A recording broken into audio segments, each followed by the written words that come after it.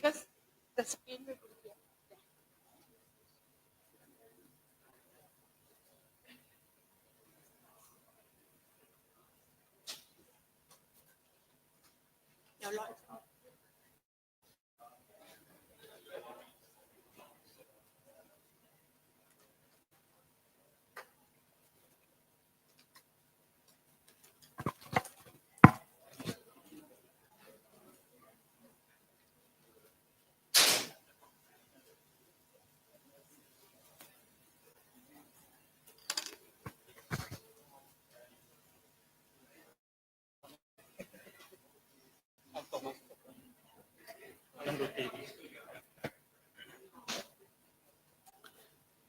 Good morning, everyone. Welcome to public seminar on Sham Election in Myanmar, a transition or a way backward.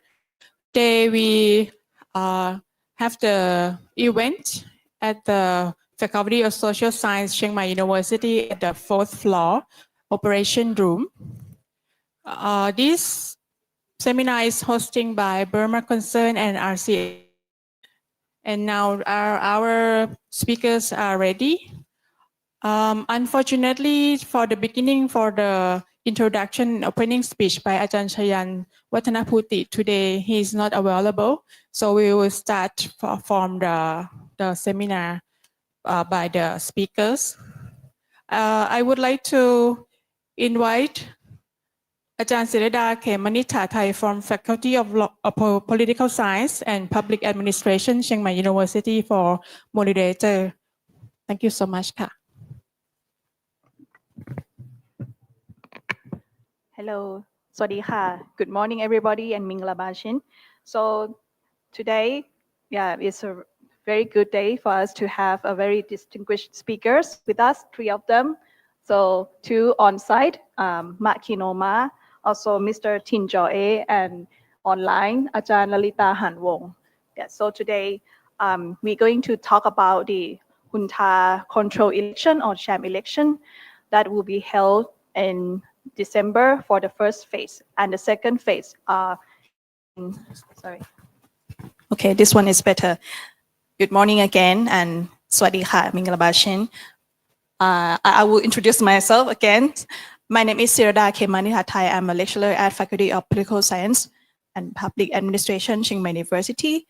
It's my honor to be moderator here today for the very important session on the Sham election, or somebody might call junta control election or regime control election in Myanmar. And we like to welcome you guys to Faculty of Social Science, Chiang Mai University. And yeah, we'll also have the online live stream on the 3 pages, Facebook pages, Prasha Thai in English, Lana in Thai, and Burma Concern in. So if you are watching live stream on Facebook and you think like you want to listen to different language, so please follow to what we guiding. And we have also, of course, distinguished speakers. First, Khin Ohnmar, a veteran activist. Today she is with us. And second, Mr. Kyaw from the Ananda, director of the Ananda. And third one, unfortunately, she cannot come, but with us online, Ajaan Lalitta Hanwong from Kasetsart University. And of course, she has so many roles, and yeah, she also kind of like the face about Myanmar issue in Thailand. So she also with us as well. It's my really great pleasure to be here. And now we are going to start a seminar titled Sham Election in Myanmar, a transition or a way backward. Yeah, so we are going to find out whether it's transition or a way backward. And the purpose of this seminar is to critically examine the upcoming regime control election in Myanmar, which is planned to take place in several phases. The first phase will be next month on 28 December, and the second on 11 January. And as you may have known, that this junta control election will not be held nationwide. So there's some areas that would not be organized the election, and also a lot of flaws that I think our speakers will talk about that. And this will help us to explore more broader political implications, including the Myanmar's political trajectory, about legitimacy, about how about the role of the resistance, and even the impacts and responses from Thailand. So today we will move to the main discussion session. We will start with the first one, Khin Ohnmar, a veteran activist who has been long involved in the Myanmar pro-democracy movement and regional advocacy for peace. And Khin Ohnmar, she will provide an overview of Myanmar ahead of the Sham election. So each of you have 20 minutes, so please allow them to present first, each for 20 minutes, and then after that we will have discussion. We will have like more than an hour to discuss. So I am looking forward to this very interactive discussion. Use this or hello? Does it work? No. Okay. Good morning, everyone. Sawadika Mingalaba. First, I would like to thank the RCSD and Burma Concern for organizing and hosting this seminar, as the time is very right and also is very critical, as the illegal military junta will actually hold the so-called general election. Some call that particular stage show as Sham Election, and some also call as Scam Election. And as you can imagine, scam is a very famous word, particularly in Thailand these days.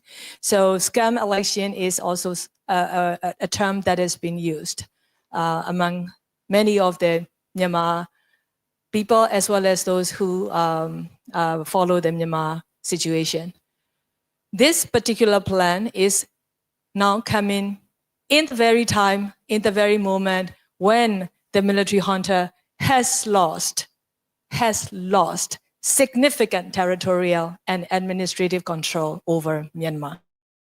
It's very clear the junta's aim is to manipulate and rob people's votes as much as they can in order to try to claim the legitimacy from the international community. Of course, because they cannot get any legitimacy from the people of Myanmar. It's very clear over the last 4.5 years already shown to all of us outside Myanmar. The general public despises the junta's so-called general election. But also let's look at what the Burma's democracy movement or Spring Revolution, or in general we call as People's Revolution. What are the entities leading or involved in the People's Revolution are doing? You can see the political actors or the leading political forces of the revolution have come up with the clear statement and position on this Sham election, rejecting, renouncing, of course.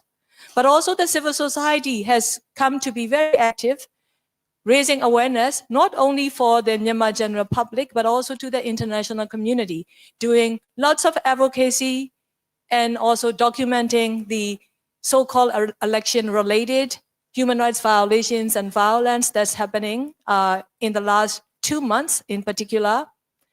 But also, you will also see the current Myanmar's revolution is doing something very significant, but unfortunately, the outside world doesn't seem to really catch it that clearly yet, which I hope that we, with our repeated ongoing advocacy and messaging, we hope the world will really get it without further ado, which is the federal democracy building from the bottom-up approach, or we call it as the federal democracy in the framework of bottom-up. What does it really mean is, as the democracy forces, the democratic forces, or that we call resistance forces, revolution forces, whatever we call, these revolution forces, as they advance on the ground to gain the territorial control, they set up the administrations.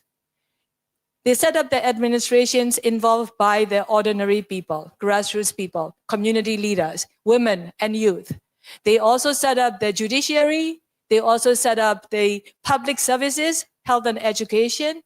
So the territorial control, for example, if you look at the closest to Thailand, which is the Karenni state, the smallest state in Myanmar, but the almost entire Karenni state is under the administration of the resistance movement called the Interim Executive Council of Karenni, the IEC Karenni, for example.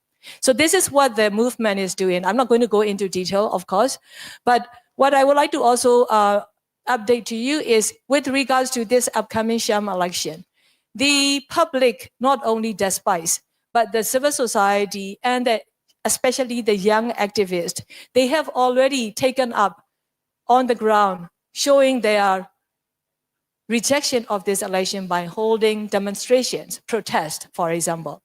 But also, if you look at the Myanmar people living abroad all over the world, in the United States, in Europe, and elsewhere, in Korea, Japan, they are holding the demonstrations. They are holding demonstrations to show that they are against this military sham election. And you will see a lot of social media campaign also. And some of the details of what the civil society is doing. My colleague, Htin Chaw, as he will decipher the military sham election, he will also share with you some of those details. But now, let me share with you the overview of where Myanmar at the moment with regards to human rights and humanitarian situation. One thing that I would like to share with you is, if you look at the human rights situation, I would like for you to grab on the forms or the categories of the human rights violations that this military is committing.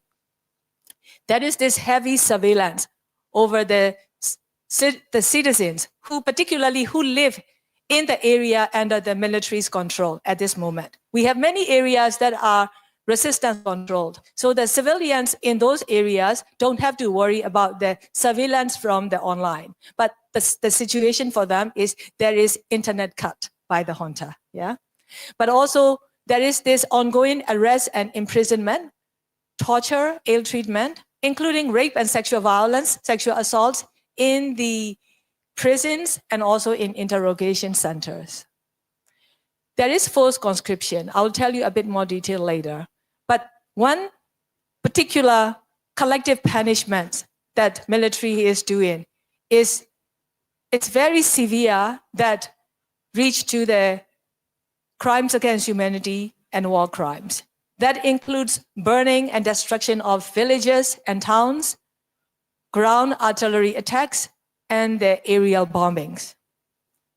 Particularly targeting the civilians, the children, the schools, villages, hospitals, churches, the places of worship, and the medical clinics. There is also rape and gang rape by the military, but not only by the military soldiers. These days, we are seeing the rape being committed by the military's militia group called Pusoti, which is armed group. There are summary executions and mass killings. To date, over the last four years, over 300 mass killings. Each incident involved at least 5 people. And you will also see the weaponization and obstruction of humanitarian aid, particularly blocking the aid to reach to the war-affected civilians. If I may share with you some of the data, over 7,000 democracy activists and supporters have been killed. Among them, at least 1,300 were children and nearly 1,900 were women. The military junta has arrested 30,000 political activists and democracy supporters. Among them, over 600 are children and over 6,000 are women. The junta has currently detained more than 22,000 political prisoners. Over 100 political prisoners have already died in the prison, particularly from the torture and ill treatment. They don't get the medical treatment, they don't get visit from the family members. Over the past 2 months, more or less 90 people, right now I think it's a little over 90 people right now, have been arrested. They've been accused for quote unquote criticizing the sham election. But if you look at their post on their social media like Facebook, they're not even naming the election at all.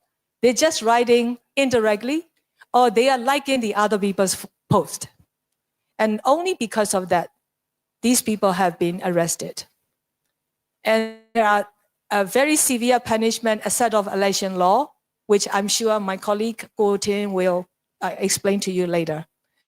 But among these people, some are film directors, some are actors, and that including 5 women. So you can start to see this number will only increase in the coming weeks. Now I want to share with you the humanitarian crisis situation.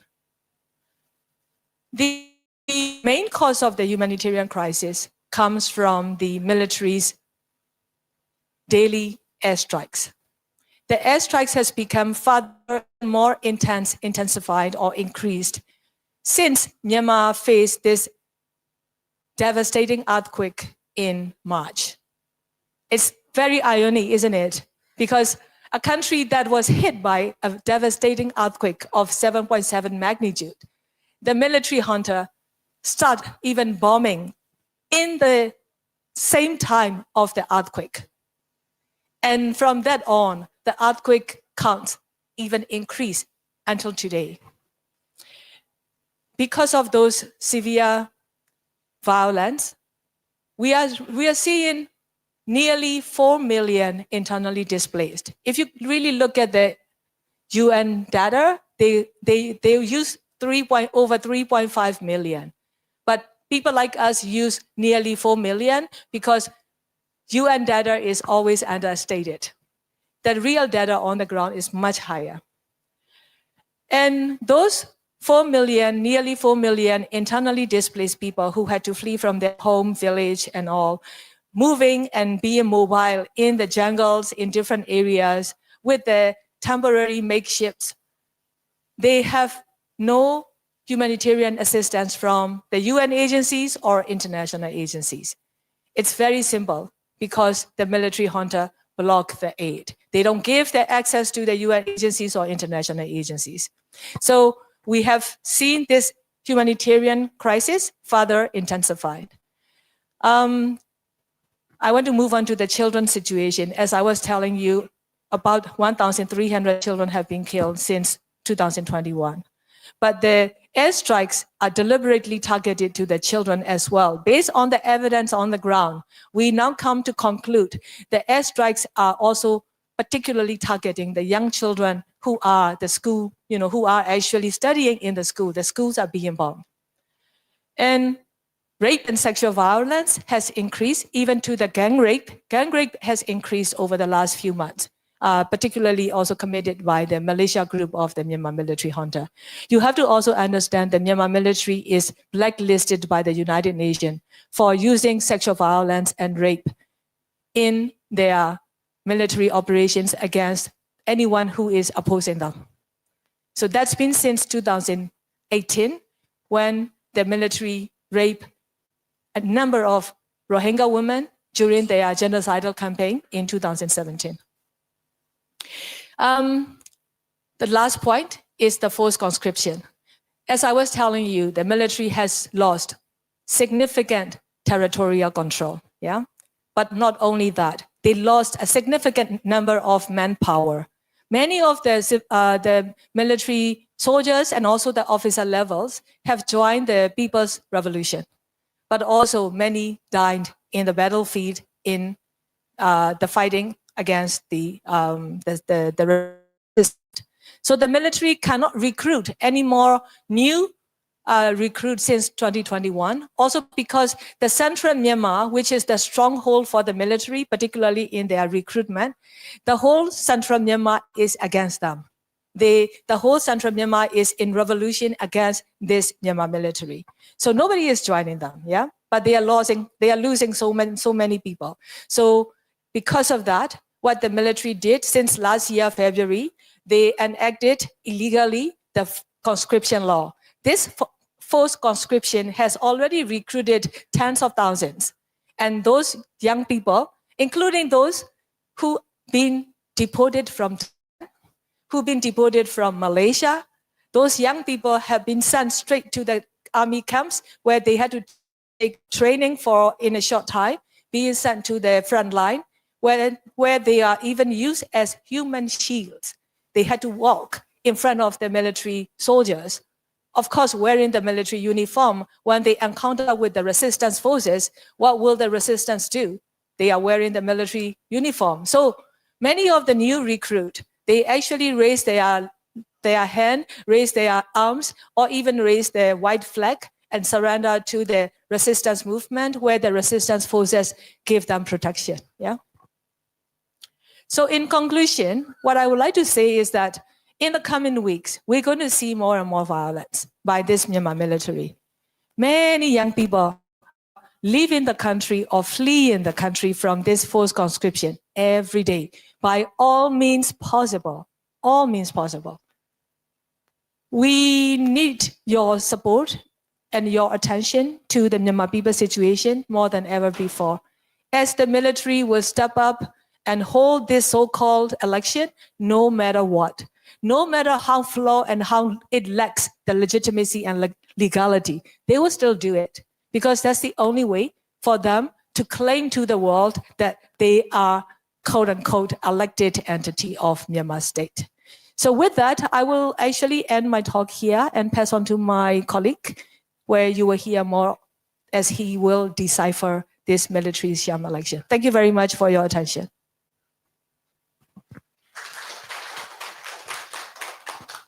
Thank you so much, Khin Ohnmar, for your insightful conclusion and overview of the situation in Myanmar ahead the Sham election. And you point out like the very critical things, including like human rights violation, the grave human rights violation happened in Myanmar, mass killing, airstrike, of course, and also even a weaponization of the AIDS. And more than that, you just updated right the situation that some people got arrested because they criticize or even like the post that criticized the sham election, and also like including how the resistance group are doing about protesting against the sham election, and as well as they try to propose the alternative way of governing the country, especially the bottom-up federalism. So thank you so much for your broader, giving us the broader context of Myanmar politics right now. So we move to the second panelist, Tin from he's the executive director of the Ananda, and he will speak on decoding the junta's election plan, design flaws, inconsistencies, and long-term. So he will have presentation and analyze about the institutional design, strategic calculation that the junta is doing on the sham election. So now the floor is yours. Hello. สวัสดีครับมองมงลาบะ So today I would like to, like Sham Ohnmar already mentioned, I would like to unpack, decipher what's the junta's election plan. So the first batch of the first installment of that, what they call the election, will be held on 28 December this year.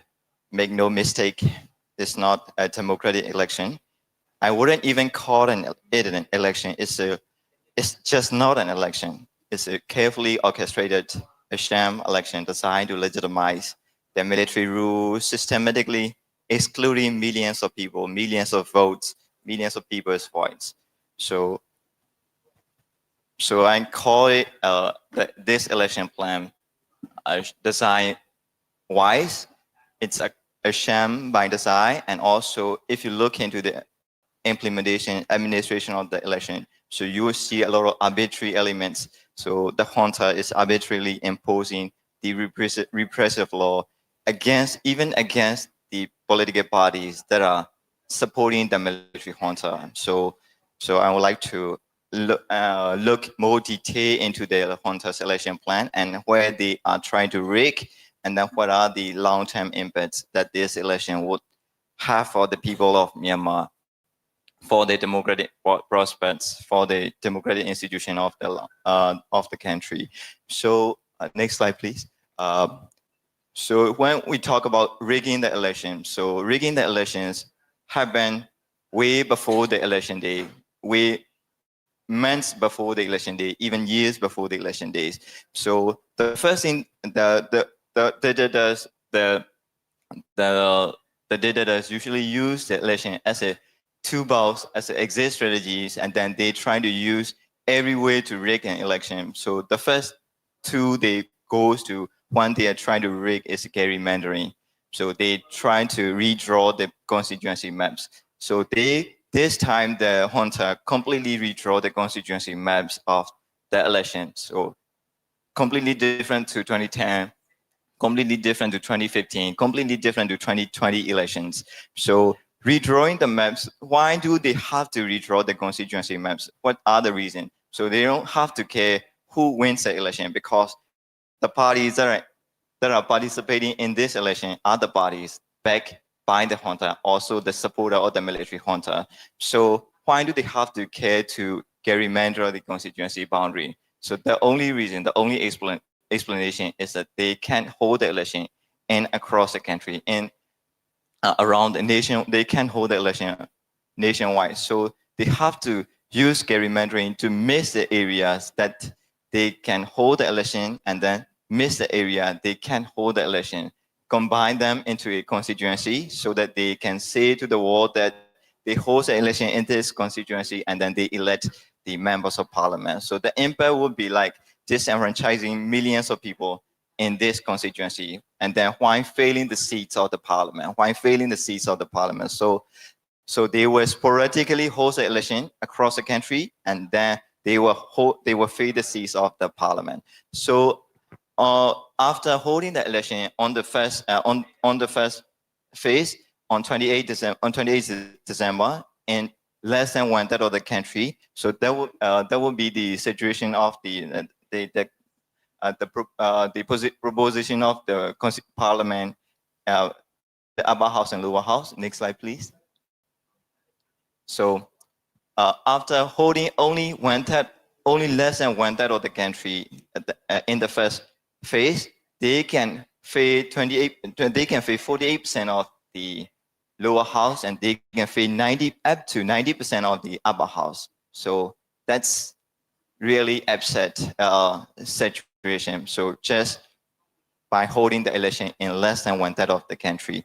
So here in the black areas, that are the areas that 28% of the military appointees are sitting in the parliament. So in general, we say 28% of the military appointees, but what will happen is that the junta will fill each and every seat entitled to them by the 2008 constitution, which normally is more than 25%. So the proportion will be kind of like mostly the military will dominate the parliament, where even more than 25% of the parliamentary proposition. So that's just the first phase. They will hold the election in second phase, and will hold the election for the second phase on 10 January, 10 more townships, so they can fill even more seats in the lower house, so they can conveniently form the government. So that's the plan. That's the reason they do the gerrymandering, to sporadically host the election across the country, fill the maximum numbers of seats in the parliament. And next slide, please. And this is where I say inconsistencies in holding this election. So they announced on the day the junta announced the election, they imposed states of emergency in 63 townships. So that means that majority of the townships across the country, about more than 200 townships are lifted. They see lifted state of emergency. That's actually not true, because a few days after the election was announced, they suspended the fundamental rights of the citizens. They suspended the constitutional citizen rights. So that means that the whole country is basically under the state of emergency. But if you look at the the first map here, you will see the 63 townships, under the direct, I would say direct formal state of emergency. So the reason I show this map is to compare that map with the second, compare that with the second maps. The second map shows the townships that the junta cancels the election. So that's 53 townships. 56 townships, they cancel the election. So if you look at two maps, there are areas that overlap and there are areas that that do not overlap. So if you look into the Rakhine state, if you look into the Sagaing, some areas, some townships in Sagaing region in central Myanmar, so you will see that in some townships, even though there are state of emergency, they will still hold the election. So it's accounted for 22 townships. So they will still hold the election in the southern Rakhine state, southern Arakan state, even though they are even though they are keeping the state of emergency. That's also applies to the northern Shan state as well. So the current state also organize the election in some township, even though there is no state of emergency, the right state of emergency, formal state of emergency is imposed. So if you look into the central Myanmar, there are some townships. So some townships, they didn't have the state of emergency kept, but they can't hold the election. So that's a lot of inconsistency in that. So that means that in some townships, so that the people in some townships have to vote, even though there is like the right state of emergency. So that means that they are not very free to go and vote and participate in the campaigns and things like that. So, so that's one significant inconsistency in that. Next slide, please. So this slide, I'll briefly go into that.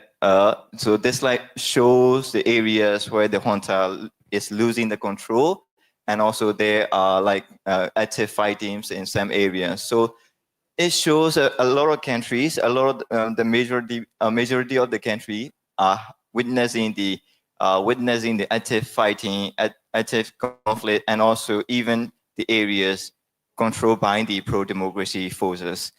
But the junta will still host the election in this area. What does that mean? That means that the junta will host the election in some part of the townships, even though they said they will host the election in more than 200 townships, they can hold the election in the whole part of the township. So they can hold the election in like urban areas of that township. So even though they are sporadically holding the election across the country, and also they are also sporadically holding the election in each township. So that disenfranchised a lot of voters. So next slide, please. So this is the maps of the constituency. So the reason I would like to show this map is that they want to use the proportionate system. They want to use mismember proportionate system. So they have to redraw the constituency map, redraw the boundaries. So in redrawing the boundary, so in the upper house, they redraw the boundary for the PR system and also for the FPDB system. So for the FPDB system, each state, for the upper house, each state has 12 equal seats. That 12 seat is divided into two systems. So 6 seats for the PR system and 6 seats for the FPDB. So they have to draw the FPDB constituency and also they draw the PR constituency as well. In FPDB constituency, in the 2008 constitution, they have to allocate 1 seat for the self-administered zone and self-administered areas. So that means that in Shan state, for example, if you look into Shan state, they have 6 FPDB seats, and then in Shan state there are 5 self-administered zones. So 1 self-administered zone have to be given 1 FPDB seat. So if you look into that, so the constituency FPDB constituency for the upper house, you will see smaller constituency, which are the self-administered zone and self-administered areas. But they include, some of them include 2 townships, some of them include 5 townships. So, but the bigger part of the Shan state, is 44 township is 1 constituency, and also 2 township is 1 constituency. That's very disapportionment is very huge. So 2 township, the 1 constituency with 2 township can elect upper house MP, and then 1 constituency with 44 townships can only elect one MP. So the system is very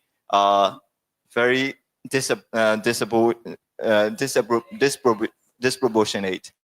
And if you look into the PR constituency as well, so normally the PR constituency is a state level PR system, also like nationwide PR system. But in this, they divided the PR constituency into smaller block, into 2 constituency, 3 constituencies.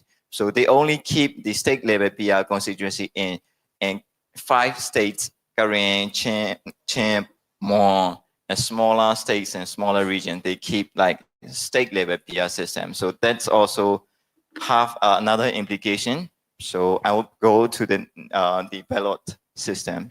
So next, please. So here, so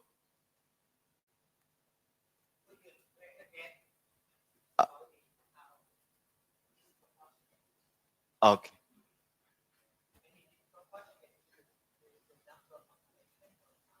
Okay. Yeah. That is called like voter disapportionment, where the voter can where the like 100 voters elect 1 MP, and then whereas in some constituency 1 million voter can only also elect 1 MP. So that means that there is voter disapportionment. So in this case, so 2 townships with smaller numbers of voters elect 1 members of MP for the for the upper house, and also 44 townships with millions of voters can also elect 1 MP for the upper house. So that is a kind of a huge voter disapportionment. So, and yes. So it's a new system for this election. In the previous 2020,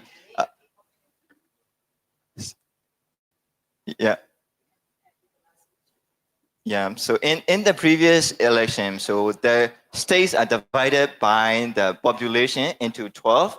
So each constituency represents same number of voters. So there's no huge gap between them. So that's in this election, there's very huge gap. So I'll go into the ballot system. So that's a system I think the Thai voters can relate to, because it's a system similar to 2019 Thai election. So they use PR system, they use FPDB and PR system, combined mismember proportionate system, but they will only use 1 ballot. Single ballot elect 2 MPs. So they will use that ballot to count for the PRC, and also they use that ballot to count for the party list MP election. So in normally the PR system and FPDB system, if they are combined, there's 2 ballots. 1 ballot for the candidate, single member districts, and 1 ballot for the party list MP. But they will use this 1 ballot system, a single ballot system. So that means that the voter has limited choice. The voter has no choice to do the strategic voting between the candidate they like and the party that they want them to form the government. So that also eliminates the advantage of the PR system. So, and also they call it mismember proportionate system. I would say it's not even the mismember proportionate system. It is more of a mismember majoritarian system, because in the mismember Mixed member proportionate system, the FPDB seats have to be counted in the overall like proportionality. Have to be used to ensure the overall proportionality. So in here they will count the votes separately. So they divide the FPDB 6 FPDBC and 6 PRC. These two will be counted separately. So that means that the party, for example, USDP, win 50% of the popular vote. Given the nature of the FPDB system, even though you win 50% of the popular vote, you can still win all 6 seats in the FPDB system. So that means that in a normal proportional system, so you already win the 50% of the 12 total seats for the upper house. But in this system, so that 6 seats will be counted separately and then will be kept by the party that won the 50% of the 50% of the popular vote, and then that party will be given half of the seat of the PR system, more seat from the PR system. For example, that 3 more seats from the PR system. So that doesn't ensure the proportionality, overall proportionality of the system. So what I mean in this scenario, for example, is that even though USDP win 50% of the popular vote, they will win 9 out of 12 total seats available to them in this system. So that is not proportional to the vote. So that's how they will rig and they will favor the USDP. And also they break down the constituency into smaller blocks, like I showed in the previous map. That smaller block mean that even though that state, how many electoral block they divide, how many constituency they divide, the state will have to elect only 6 PR seats. So that means if you divide the state into 3 constituencies, each constituency will elect 2 MPs. If you divide the state into 2 constituencies, each constituency will elect 3 MPs from each constituency. So that means that the threshold is increased. In theory, if you divide the constituency into smaller block, if you divide the PR constituency into smaller block, it increases the threshold for the political parties. So the main advantage for the smaller party to win the seats in the parliament in the PR system is that their votes are dispersed across the state, and then even when they win 20% of the vote in the whole state, when they win 10% of the vote in the whole state, they have a chance to win 1 seat, 2 seats in the parliament.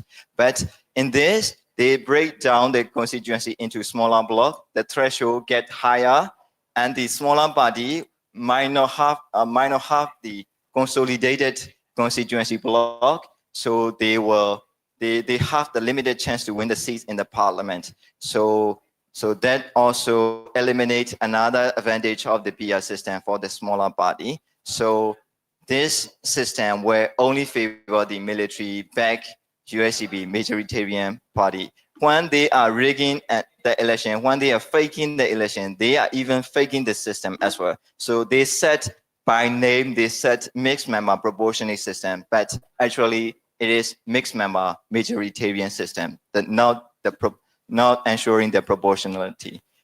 If you, next slide, please. So if you look into the election, so you look into the participation and also the administration of the political parties. So in 2020 elections, 78 political parties participated in the national level parliamentary race. So now only 6 parties are participating in this election. So the number is not even the fraction of the 2020 numbers. And also that's a kind of like participation and also administration. If you look into the administration of the political parties, so there are very big problems surrounding the administration of the political party. Here, I would like to highlight the point that the junta is not repressing their dissident, their opposition. They are repressing the political party that are supporting them.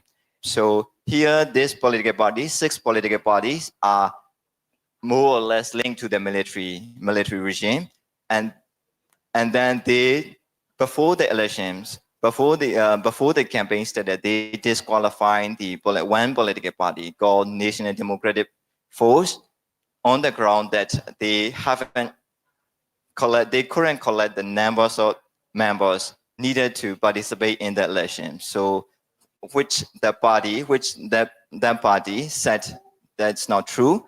So it's arbitrarily disqualifying the political party. So that party, that party has been supporting the elections and supporting supporting like the election plan the junta has been doing. So quite like focused supporter of the military junta in this plan. 2 days after a few days after disqualifying this political party, they changed the rule.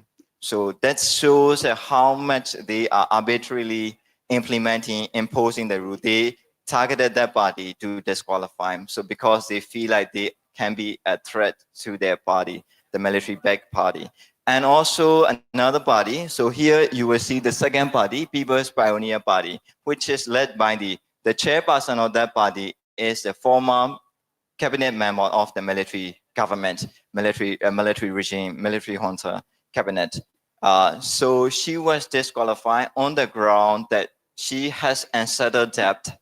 So which is the rule that the junta inserted in the amendment to the law before the election was announced. So it is that law that changes to the law is seemingly targeting that specific person. So she is quite like she is one of the vocal supporter of the junta as well. So that's another arbitrary administration of the political party. So they are suppressing the not just the Senate, not just opposition, but also their supporter. That shows that they don't have the confidence to hold the election because they are losing a lot of grounds.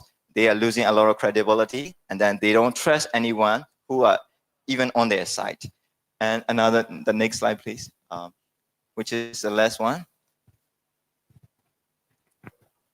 So, so when we talk about the election, it's not just the election. It's not just the elections campaigning. So when the people outside look into Myanmar election, so they would think that there will be a lot of free and fair free speech and a lot of campaignings and things like that. But actually, which is not true. What's actually happening is that there are more repressive law imposed before the election and during the election, and also that laws take away the rights of the citizen. That law is becoming more repressive tools for the military junta. So the first thing is the cyber security law, which criminalizes the use of VPN. In Myanmar, a lot of social media are blacklisted. A lot of social media, we can use Facebook without having the VPN. So they criminalize the use of VPN. So anyone who uses Facebook in Myanmar are kind of like criminal by that law, cybersecurity law. The law was enacted on 1st January 2025, which is not a coincidence because 2025 is an election year that they planning to do the election. And another thing is that they put the law into force on the day the election was announced. So that's not another coincidence. So they are intentionally using that law for the election. So that law, they will use broadly to criminalize and imprison the political activists, anyone who criticize the junta. So another law is the election protection law. Election protection law is a law they announced after the election is declared by the junta. So the law criminalize any criticisms against the election. So that's really absurd law. So if your criticism, so if your speech or if your action resulted in anyone's death in any place, even though if it is not linked directly, you can be given the death penalty. So that's another repressive law. Now around nearly 100 people were arrested. Like Siama mentioned, nearly 100 people were arrested.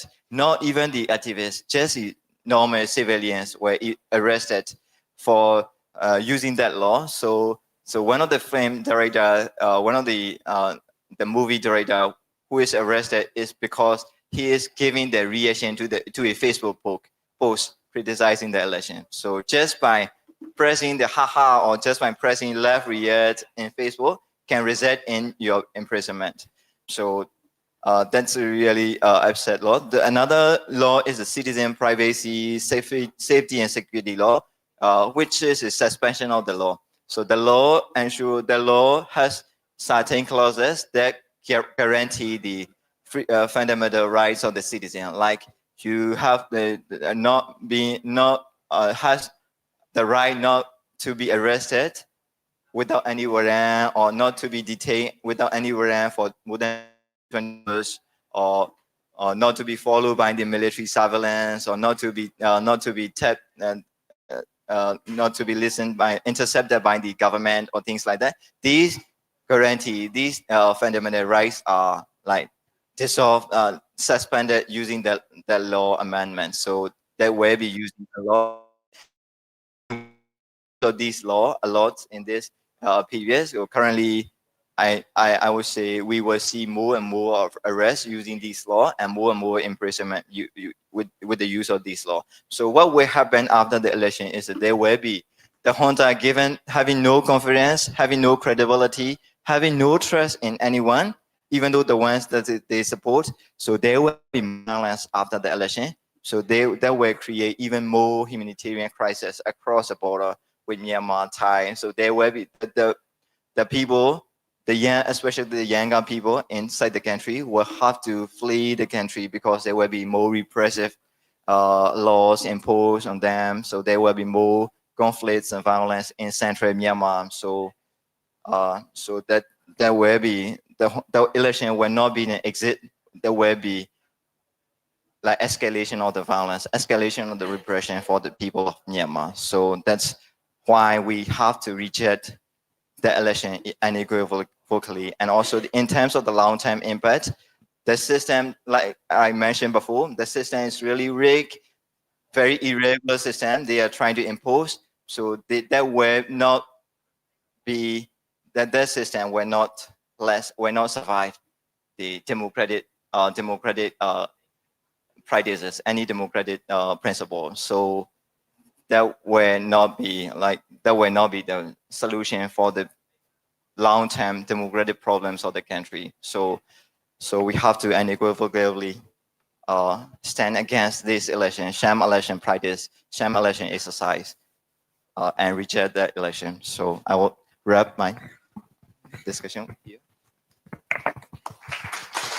Thank you so much, Hinjoy, for your very impressive presentation and very detailed on how the junta like orchestrate and design to let them win in many technical terms and many tactics, right? I think in the Q&A session, I think that there will be more questions on this, right? On the details, and also like I can see like. Even not about how they design the electoral system using like first past the post or PR, and in another way that even Thailand didn't use, right? But also like the freedom of speech that more and more repressive. And I saw the news about like arresting even the celebrity, that not cooperate with the junta to promoting the election. So I also have some questions that I will ask both of you later in the Q&A session though. And thank you so much that you point out that about the election is not the exit, right? It's kind of like will make the violence be escalated later. So of course we have another very distinguished one from Kasetsart University, presentation of like kind of like represent Thailand as well, Ajaan Lalitta Hanwong. So we have her online, and she will present on the role of Thailand in upcoming in Myanmar regarding Thailand's response, engagement, and also any political implication. So the first, Ajaan.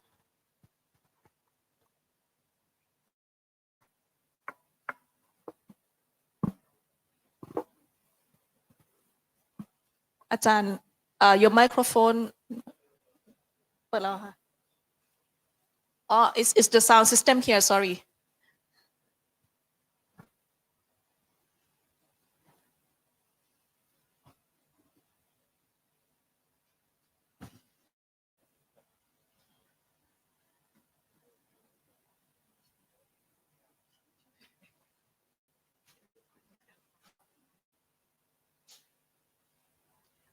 wait a second อาจารย์ sorry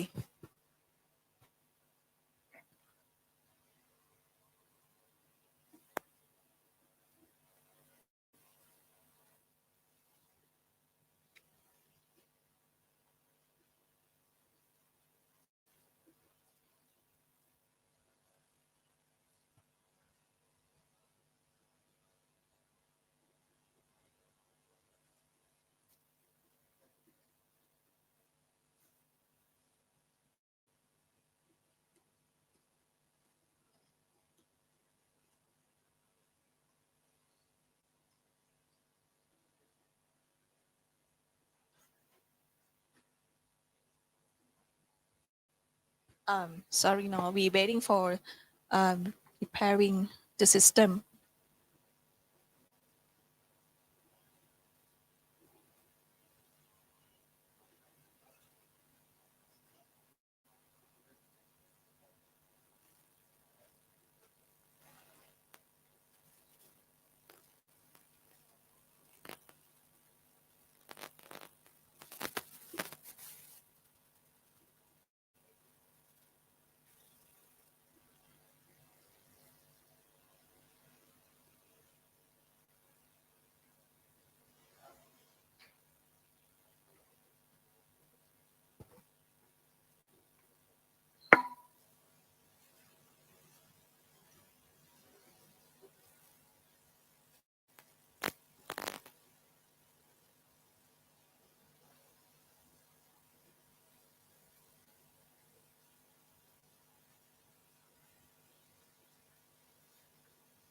so you can think that this is like maybe a short break for of you before listening to the last speaker and we also have some snacks outside you can bring the snacks into the room if you like yeah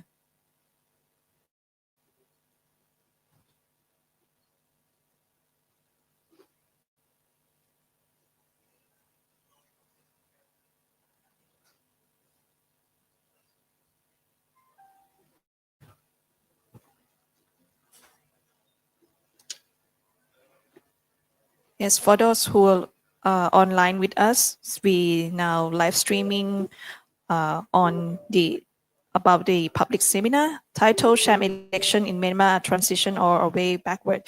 We are now live streaming on 3 Facebook pages, Prasha Thai in English, Learner in Thai, and Burma Concert in Burmese.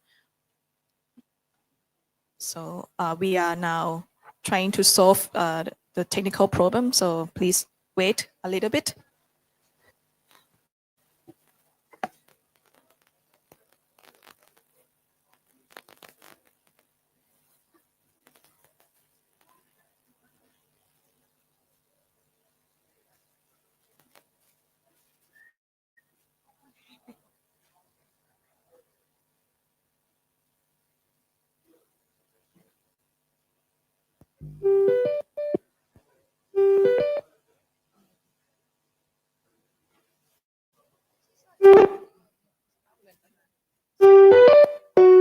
ได้ยังอ่ะ โอ้ ยากอีกเหรอ กำลังจะได้คณะเลเจียมา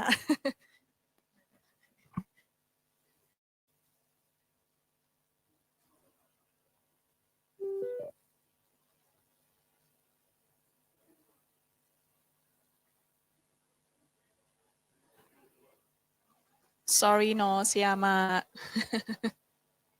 โอเคกับเจนเจบอก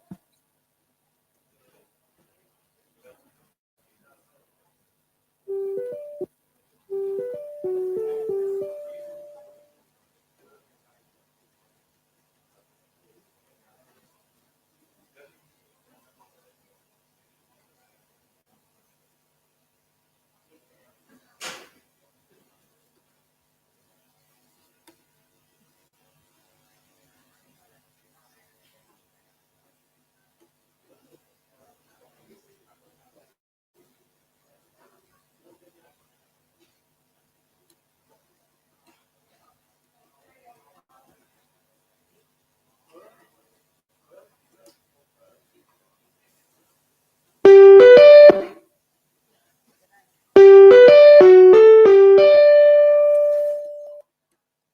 อาจารย์ลลิตาลองเทสเสียงเลยค่ะ เทสค่ะ Okay, we are now hearing your voice. So sorry Wow. to keep you wait. Sorry. Okay. ค่ะ Okay. 介紹希望 Okay, you can start. Okay, ready เนาะ ready ไหมเนาะ ย่าบี Okay, okay, okay. มิงลาบาเชนสวัสดีค่ะ Hello everybody. It's great to be here this morning. I feel a bit strange here as the only Thai person in this panel. And I don't have so many details like Khin Ohnmar and another speaker. But I'm just going to tell you the way I feel about Thailand's role in this upcoming election.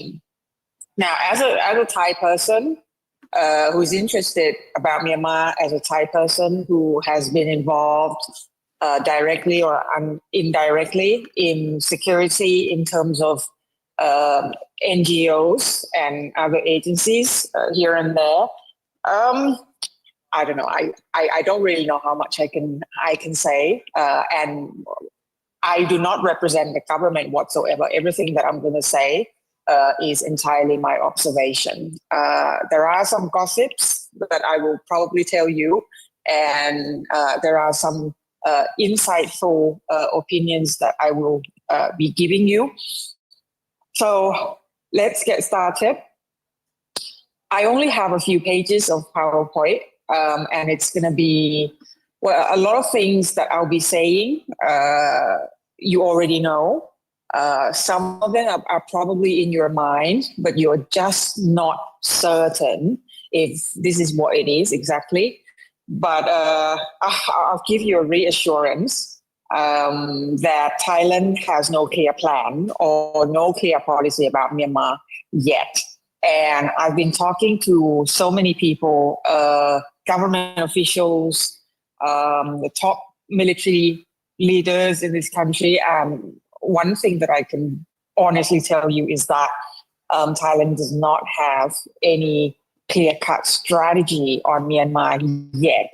Well, there are plans, there are operations here and there, but there is nothing that we can actually call a white paper on Myanmar. Let's put it that way. So Thailand's standpoint on Myanmar, I just told you that it feels a bit strange for me to be here to talk about Thailand and how Thailand thinks about the next election in Myanmar, because I'm trying to follow news and updates on what Thai authorities, the Thai government think about all this. But unfortunately, there are very, very few updates, to be honest.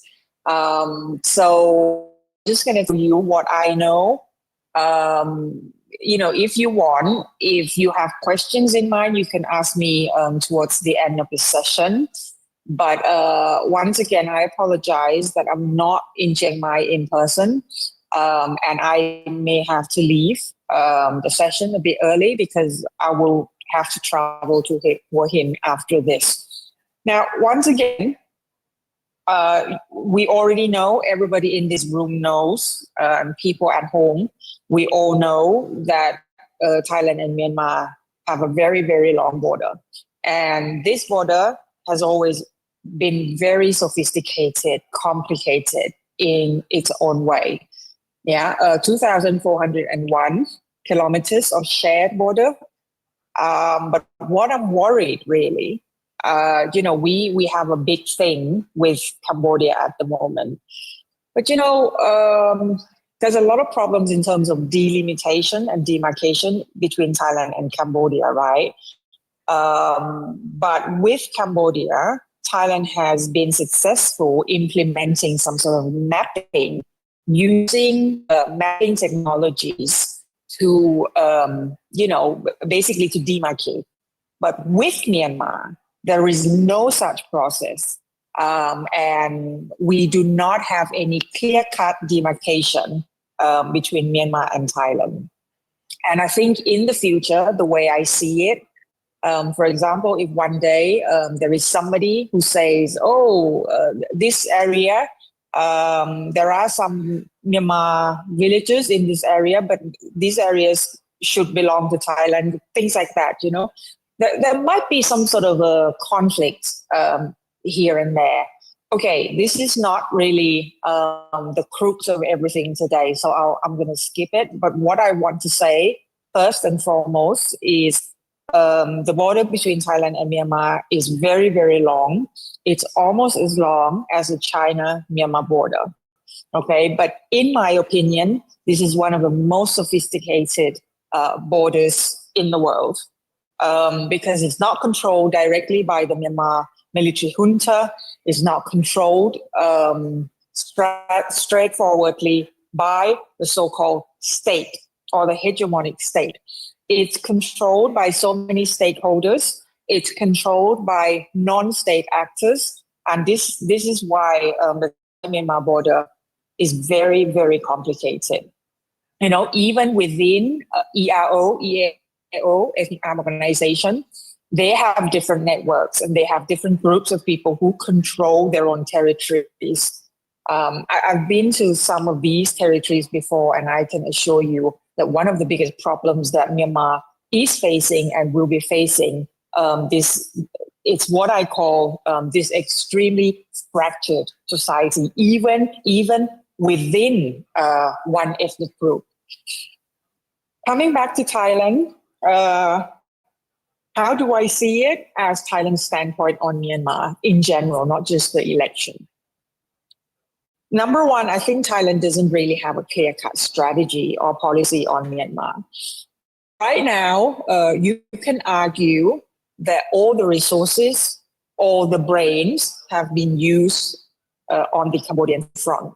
And I've heard so many Puyai or Luji here in this country, big people telling me that, you know, we don't have enough energy, we don't have enough human resource to pay attention to all battlefronts.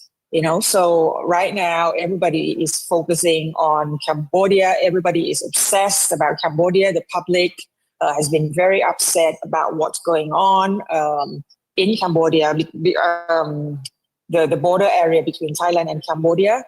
So no energy has been focused on the Thai-Myanmar border. You know, if you have followed news a little bit, you may have noticed that recently, from all these endless airstrikes in Myanmar, well, there are airstrikes every single day, but now it makes a headline because with these airstrikes or bombings of scam centers, particularly KK Park in Myawaddy, it has deeply affected the livelihood of Thai villages along the border in Tak province mainly. You know, the last wave of violence, the last wave of bombing, there were 22 households, 22 houses that were affected by bombs and grenades. You know, their houses were shaken by the noise of the bombs and by the intensity of the bombs and all that. So I think, you know, looking at this situation as from the perspective of a Myanmar observer like me, I think it may start Thailand to start thinking about Myanmar more seriously in the future. Yesterday, the Thai Prime Minister was in Masot. I think it was pretty cosmetic the way he visited Masot. He just listened to briefings from a few government officials and that was about it. He didn't really see the real picture. He didn't really see how the border actually looks like. So I think he just went there to alleviate the public outcry that the government does not do anything about Masot and scam centers. Yeah, that's another description that I make. Whatever the Thai government does about Myanmar, especially in terms of border security between Thailand and Myanmar, it has always been cosmetic. It lacks clear-cut, holistic, multidisciplinary policy on Myanmar. And I'm pretty sure that everybody agrees with me on this. Yeah, and my second point, I already talked about it. I think that Thailand has been very much preoccupied and obsessed with the Cambodian conflict. Last week I just talked to somebody that, I'm pretty happy now because it seems to be cooled down now between Thailand and Cambodia. But yesterday, things flared up one more time, and I think it's going to get a little bit worse, but not so much like before. Again, what I want to say is Thailand needs to be focusing on all fronts, to be more interested on Cambodia alone. It's no good. And I think Thailand needs to adjust herself on this. Maybe I'm biased here, Ajaan Ning and I, we're all biased. We think that we always find conflicts and everything that happens in Myanmar more serious, because let me tell you, because when you talk about Thailand and Myanmar, there are multifaceted problems that have always been there. Okay, some are problems, some are issues that have been extremely challenging for us, and they have been here for decades, have never been solved. Nobody has never really cared enough to solve all these problems. Number one is the scam center. Number two is narcotics. It will always be there. And three now is I forgot what I was going to say, but okay, there's so many more challenges along the Thai-Myanmar border than the Thai-Cambodian border. If I say this out loud to the Thai public, a lot of people will be angry with me. But if you think about it, if you think about the security perspective of the whole picture between these two fronts, I'm not saying that we need to pay more attention to this front and neglect this front completely. But I just wanted to say that Thailand has so many problems everywhere along the border, not just the Cambodian border. Okay, so they need to come back to pay more attention to what is going on in Myanmar. But there are some good things as well. I have a theory. I have a theory. Please do not be angry at me if I talk about this honestly. I think we need to describe how the Thai-Myanmar border works. We can justify the border by saying that it's got a lot of resilience out there. It's got a lot of flexibility out there. People from the Myanmar side could actually cross the river into Thailand quite easily. It's completely different from the border between China and Myanmar, the border between India and Myanmar. It's just not the same. I think that this flexible border is a double-edged sword, meaning that there are pros, but at the same time there are cons. I'm not going to talk so much into detail about these things, but let me come back to the rest of the bullet points that I have here. Within the Thai government, within the Thai civil service, Ajaan Ning is really familiar with that also because she graduated from the Faculty of Political Sciences in International Relations. And we all know that IR people here in Thailand are highly regarded by the society as the crème de la crème, the best of the best of humanities and social science students. Okay, no wonder that IR students, top of them, go to the Ministry of Foreign Affairs. They are employed by the Ministry of Foreign Affairs. They are employed by the National Security Council. They are employed by the Ministry of Interior, so on and so forth. So a lot of, the best students from international relations, political science departments, both in Chula, Thammasat, and Chiang Mai, they're usually employed by the Thai civil service. The trend is now, of course, changing, but I think there's still a lot of students still hold this kind of value that the best IR students go to the civil service, okay? But lately, the way we talk about relations students and alumni, oftentimes I hear people say something like, oh, why they're so good at concepts, they're so good at, but when they get out and when they actually have to work as diplomats, it just doesn't work. And the more brilliant people of the batch have become just ordinary people who don't ask questions. They have, just people who have become so quiet. Yeah. I have a description on this, and I'll try to elaborate on this. I think the civil service here in Thailand, for one, is particularly good for people who don't really have to do much. If you're silent, if you're quiet, then you progress. But if you think critically, and if you want to do something, you want to implement something new, you want to create breakthroughs in foreign policy, then there will always be room for other people to attack you, to accuse you of doing too much. Okay, so that's why in the last decade or so, foreign policy of Thailand has been weakened by this indifference. And the fact that Thailand has stepped out from the global stage for so long, especially during General Prayut Chan-o-cha's government, we have been left behind.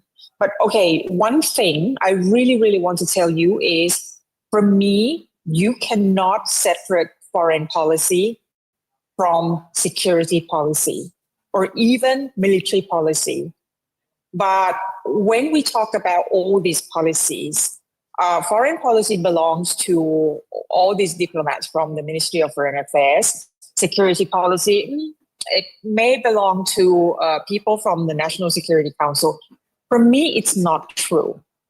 But the fact that the Thai civil service, people always work in silos in their own boxes. They're not very much, they're not used to coordinate very much. Okay, so when they have to work together, when they have to collaborate, when a problem comes, when there's a serious issue, they definitely have a problem.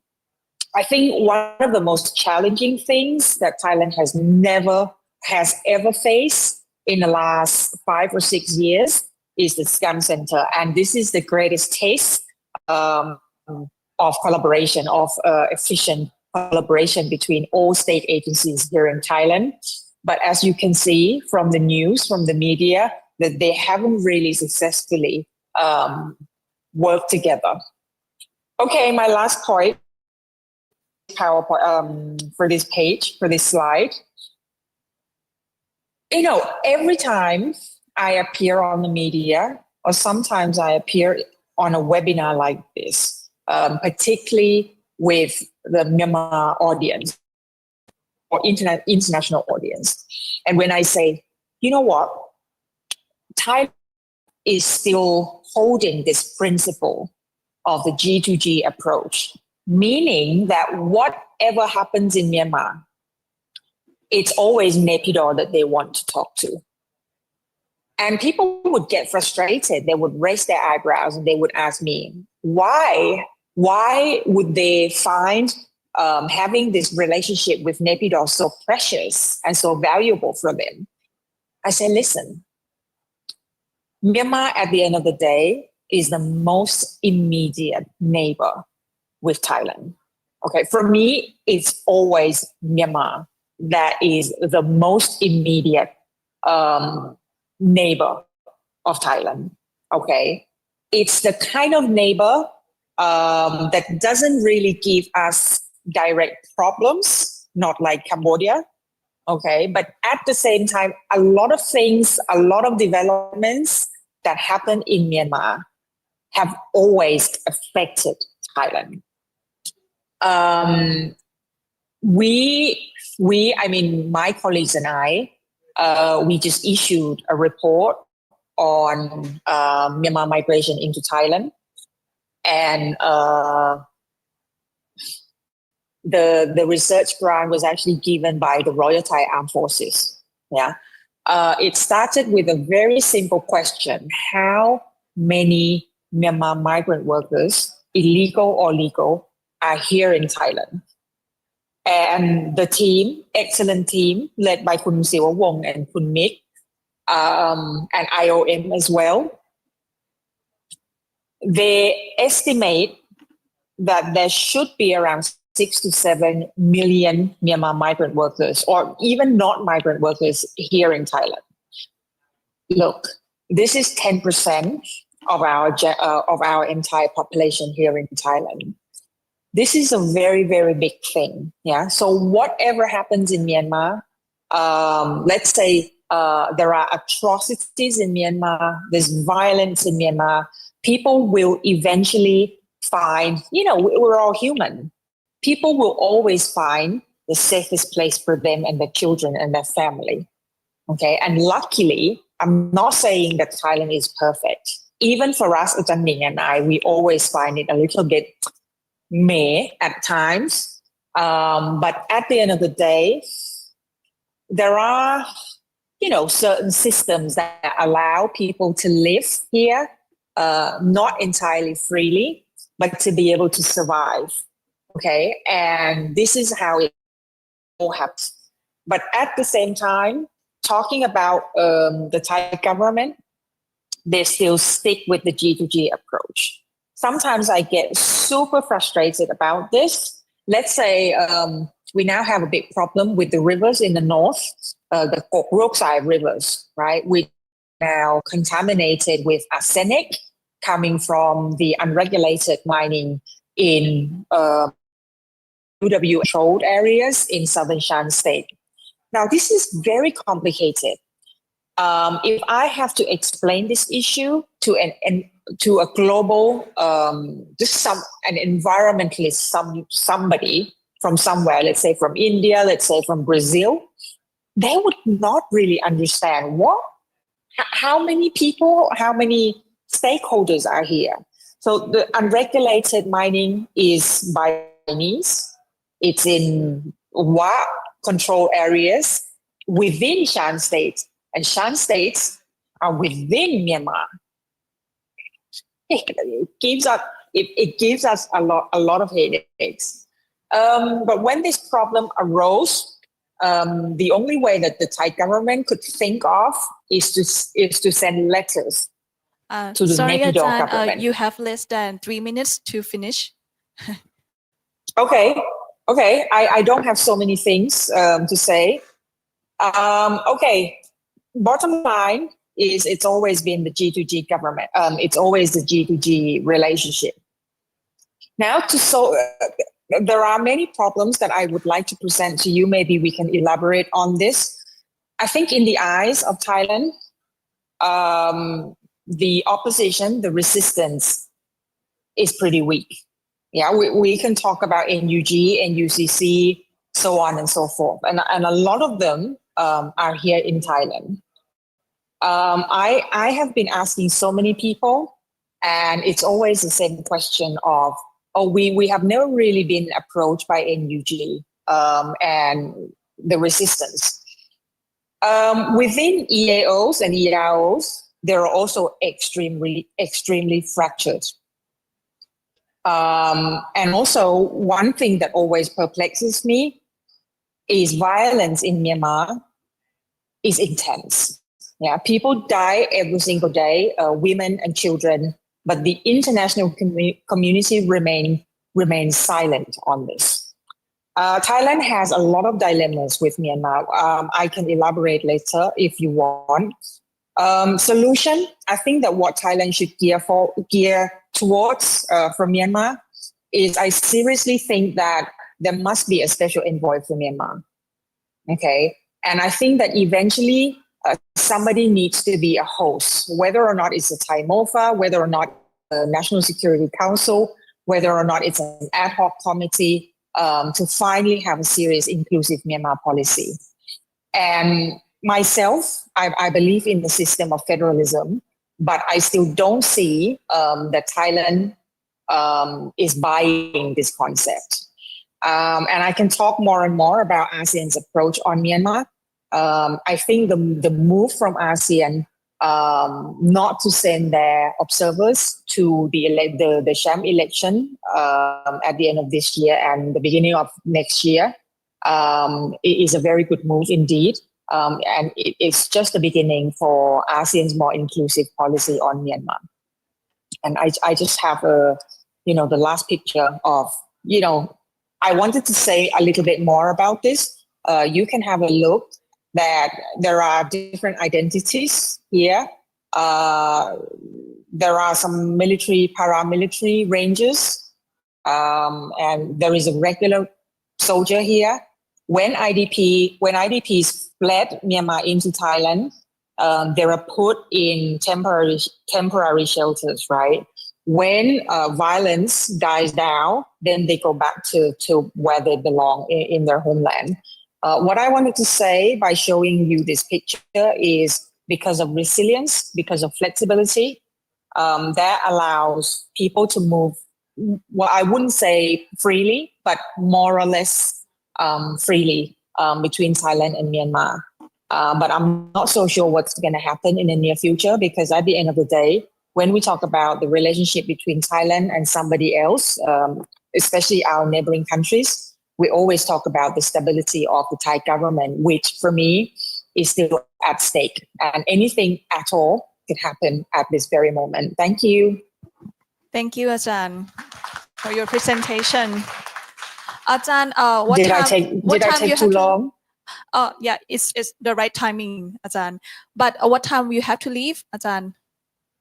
I want to leave at like 11:30 if that's possible. 11:30. So now we are going to have like Q&A session, and then maybe some questions that you ask, I will let Ajaan Lalitta answer first, so that she can leave for her trip. And yeah, now we open the floor for anyone here, and also for those who are on our Facebook, I think you can also put in the comment section, so that our team will see some questions on that as well, either in Prasha Thai, Burma Concern, or Laner. Maybe I will start here first for those have with us in the room.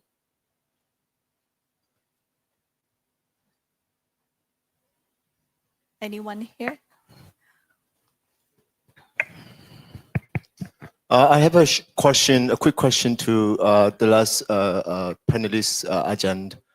So, suppose the rig or scam elections happen in Myanmar, like after these scam elections, would you think the Thai government would be the first ASEAN government that jump to welcome or accept the result of whatever the result of the election?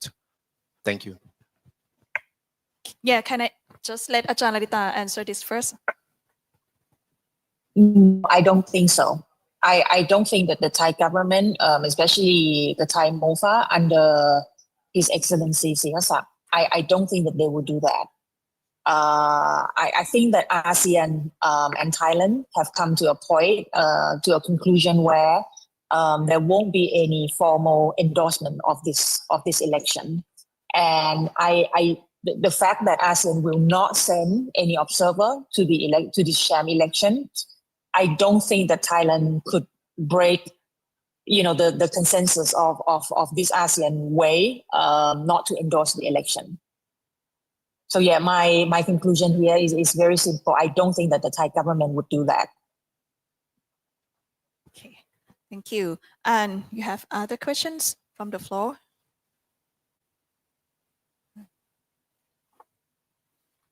Yes.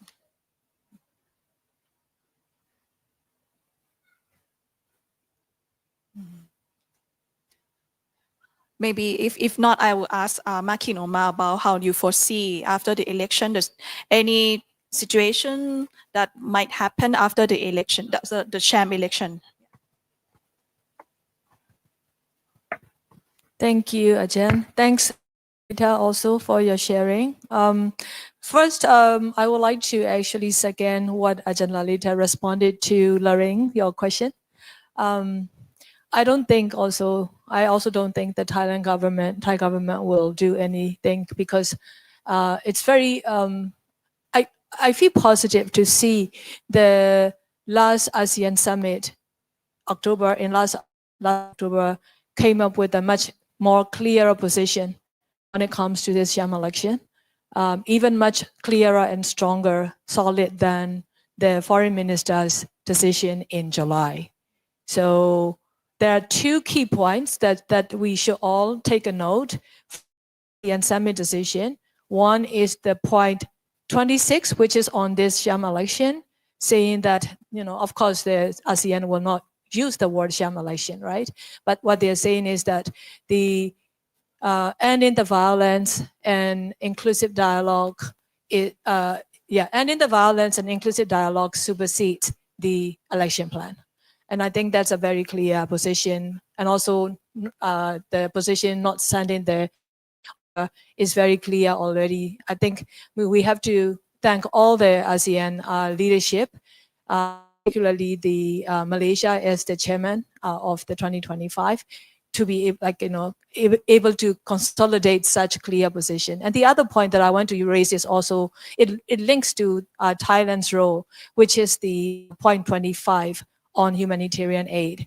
I've never seen the ASEAN leadership came to be very clear on the humanitarian situation, in which in the 25.25, they stated very clearly that the humanitarian aid needs to reach to the conflict-affected communities, internally displaced people, without any discrimination, through the border channels where necessary. And it makes very clear point to me, but of course the next question is how that is going to be implemented, right?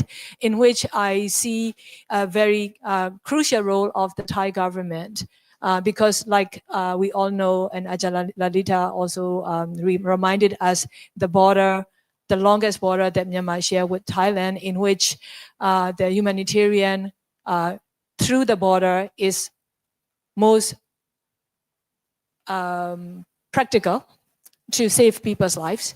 But then, like Ajaan Lalitta was calling on, the Thai government approach on this G2G, only wanting to connect with Naypyidaw, needs to change in order for the humanitarian aid to go through the border channeling. So that's something that I think we should really advocate to the Thai government, appeal to the Thai government to actually implement the ASEAN summit decision in favor of the humanitarian aid to go through the border. I think that's something we all should really advocate for. Coming back to your question, Ajaan Sirada, on this, what's going to happen? Before I talk about what I just the outlook of the post-Sham election situation, like Htin and I, both of us pointed out, the violence is going to be increased. There will be a lot more arrest will come, but also if you think about when this so-called election will be staged, that's December 28th, when the whole world is ready to celebrate the new year, right? Even like, I learned the media, even in Bangkok used to be, like really focusing on what will happen in this kind of time with this military election, which happened in 2010 as well, right? So now you can hear that, December 28th, everybody's on leave. So even like that's why many of us say that they chose the December 28th intentionally, so that there will be no attention, from the world, so they can bypass the world watching, over them. So with that, what I want to point out is that in the time when they actually intimidate and threaten the people to go and vote, it's going to be very important for us to really keep our eyes on, because even now, In some areas like Pago, Irrawaddy, Yangon, there are areas where the local juntas authorities are already intimidating and threatening the people to vote for the military's party, the Union Solidarity and Development Party. And the other issue that we need to really watch out is the Myanmar electronic voting machine. I mean, look at the name, Myanmar electronic voting machine. So which means made in Myanmar, no? And you can imagine like made in Myanmar machines, nobody, know what really is all about. And even you go and ask these political parties, who are going to be contesting, they're not even clear of what this machine is going to be all about. And as far as we learn, the voters will not have the privacy, where they have no choice either whether to vote or not to vote, right? They have the right, but they don't have the choice right now with this machine where they will just press button, and then with no privacy. Well, let's look at this, one of the 4 laws of the election protection law. One say that if anybody is seen damaging the ballot machines, damaging this electronic machines, or damaging the poll station, they can be sentenced to from 7 to 8 years imprisonment if it is one. If it is in group, that can go to up to 20 years imprisonment or even life. So now let's imagine a Myanmar person who's afraid, who knows that they will be in trouble if they don't show up at the poll station. And show up at the poll station. Right here, there is this machine that they have no clue, and they feel worried for their security. And let's say they touch the machine and seen as something went wrong. Then that person can be accused already of, with this law, damaging the machine, see, or the ballots. So that person is in trouble already. But also, if you think about it, Myanmar's the electricity in most of the places. And this is an electronic voting machine. And that is nothing about, if there are no electricity and if something wrong during the voting time, who's going in the votes and all of that. So it's just so much of these complication and confusion that people will be very worried about their security, no?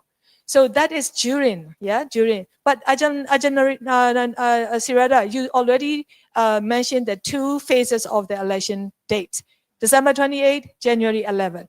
But we don't know the third one. I think they're going to wait. So looks like the strategy is they will intensify the air and ground attacks in the areas. They will target those areas that are under the resistance control. And they will regain their territorial control along the time that they will hold or manage these elections in 2 phases. So that means we are going to see more violence, more people's casualty, and all of that. What could happen in the case that they are able to complete and declare the world that the elections being held? Yeah, you have to understand also who are contesting in this election. Look at the 57 political parties. Of course, Htin showed you the 6 largest party, right?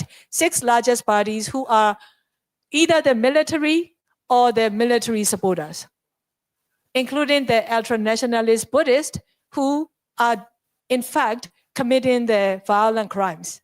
But then it goes beyond those 6 parties.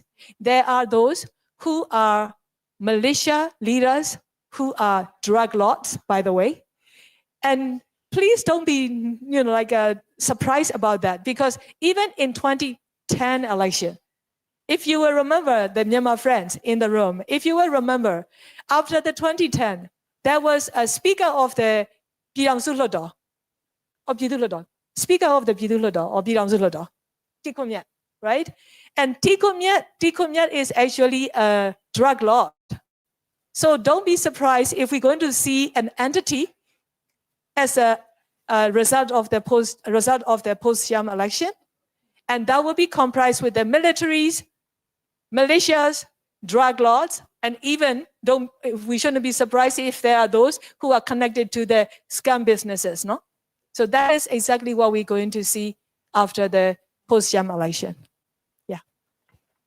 Thank you, Khin Ohnmar, for your elaboration on even including actually it was my next question about the electronic machine. So you have pointed out that, and yeah, and it's more than just about the machine though. It's about even the electricity in the country and then the tactics that they will use, right? And I also interested in the terms of the situation of now the attack, the airstrike. Also very intensified, and we can see for the past 2 months, right? There's so many military operation to regain the area in the northern Shan state, and then even in Karen or Karenni, and they even bomb a lot to Karenni's mining area, for example, to decrease the tax revenue earned by even IEC. Okay, and yes, you can add more. I forgot to actually show the PowerPoint. There are a few photo slides that I wanted to show. Just in last month alone in October, there are total counts of 192 airstrikes. 192 airstrikes in the month of October that killed over 150 civilians and injured more than 350 civilians. Many are actually women and also young children. If I may show you a few photos here. Yeah. And I actually chose the photos that are not with very tragic, situation of those who were killed, including young children, because I don't want to bring you in the morning with all of these photos. But let me share with some of the photos. So this is only in October. Yeah. If you go down one slide after another. And also, if you look at the areas that they bomb in October month alone, 192 airstrikes in different parts of Myanmar. Different parts of Myanmar, not only one place. Yeah, if you go down. And here I want to show, Ajaan Lalitta show you one photo, but also here, look, if you look at these people who are actually fleeing to the Thailand border side, right? And sometimes they are able to cross to the border to Thailand side, temporary shelter. After 24 hours or so, when the bombing stopped, they had to go back to the back to Myanmar side. Yeah, there's some casualty of the civilians, and you can see some of these areas are like Buddhist monasteries where people fleeing the airstrikes are being housed. But then sometimes the areas, the places like these monasteries are actually bombed, where the civilians who are taking refuge are again, had to flee from their place if they are not killed. Yeah. You can see how much of the destruction has been done across the country, no? Yeah. Okay.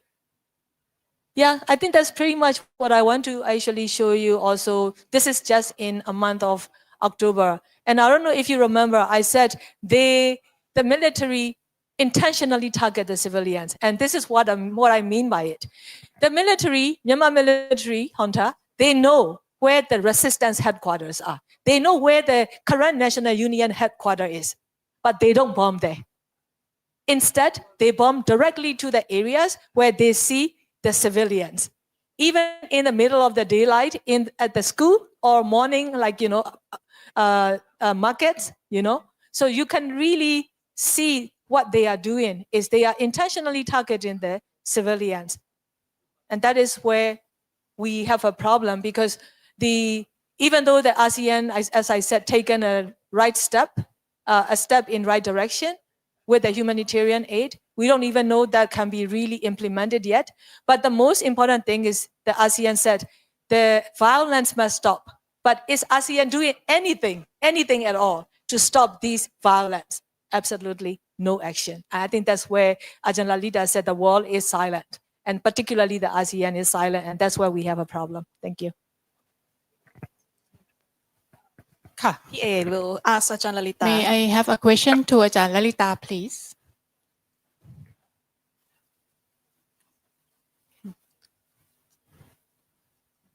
Ka, Ajaan Lalitta, I have one question about the impacts of Thai national politics to Myanmar, because the upcoming Thai election is also supposed to be in March. And then during last government, let's say there are some moves fully at the government or the parliament. But in the next election, how do you see what would be a hopeful or hopeless about Thai politics in the impacts with the Thank you for the question. This is another complicated question, which will be answered in a few minutes. First of all, we still don't know and don't predict who would lead the next government. Some would say thatภูมิใจไทยParty, the current ruling party, will do everything in their capacity to win the next election. And they have been trying very hard to do so. So ifภูมิใจไทยParty wins the next election, then it will be pretty much the same. I'll give you one example. Yesterday, when Prime Minister went to Masot, he said something pretty striking, something that I never heard even General Prayut said before. I believe he gave an interview to the Thai media, and at the time he was at the airport with the large Indian aircraft that was there to carry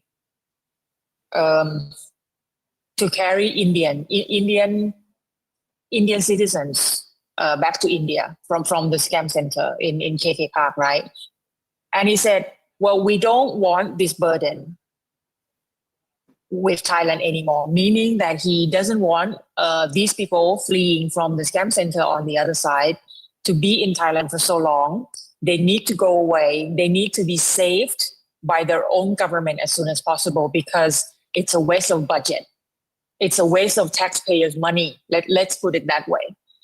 Well, I was thinking to myself, wow, that's a very big statement. It doesn't seem like one, because it's so normal for someone like the leader ofภูมิใจไทยParty to give a comment like that, right?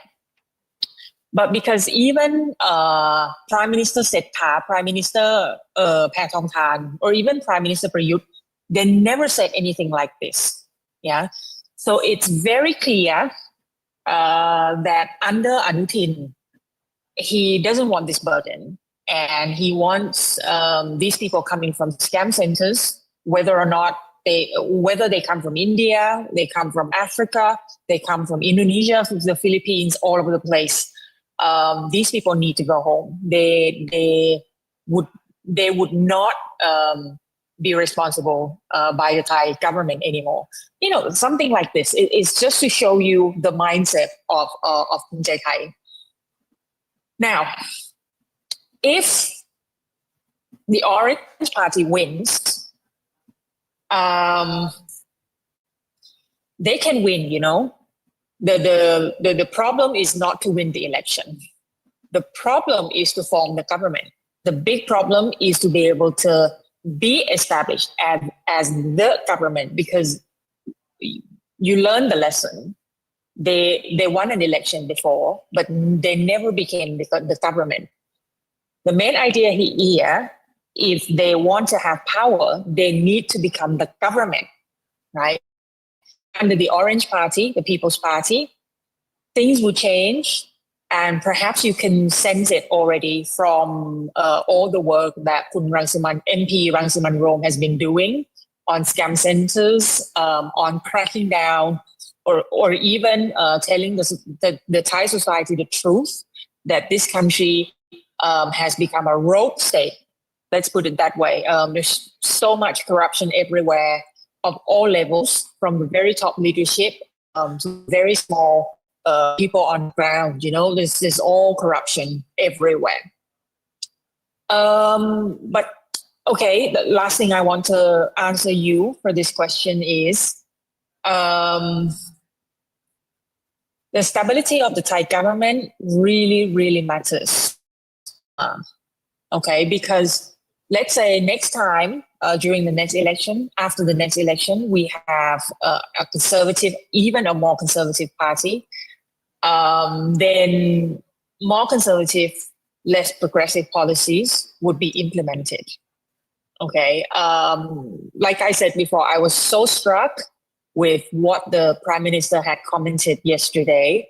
And I think if he really holds his power after the next election, maybe the policy towards the refugees, maybe policy towards migrant workers coming from Myanmar will change also. And we don't know if it will gear towards the worse or the better. Yeah. We have seen big lessons in Trump's administration in the US, what the Republicans could do to change the way, everything works in this world. And it's the grassroots people, it's the most vulnerable people that will be affected by conservative policies by the US government, or maybe the Thai government as well, you never know. Yes, can I?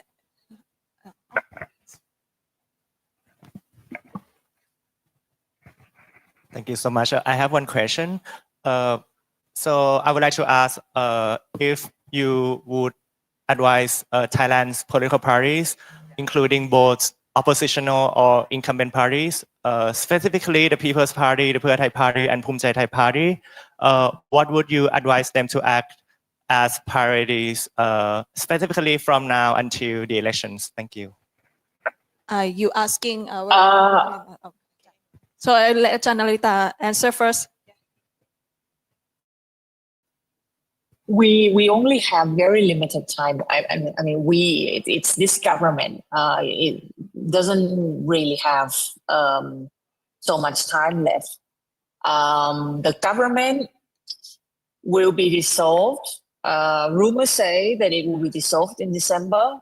Another rumor says that they will eventually dissolve the government. They will leave by January. But anyways, around February to March, there will definitely be an election.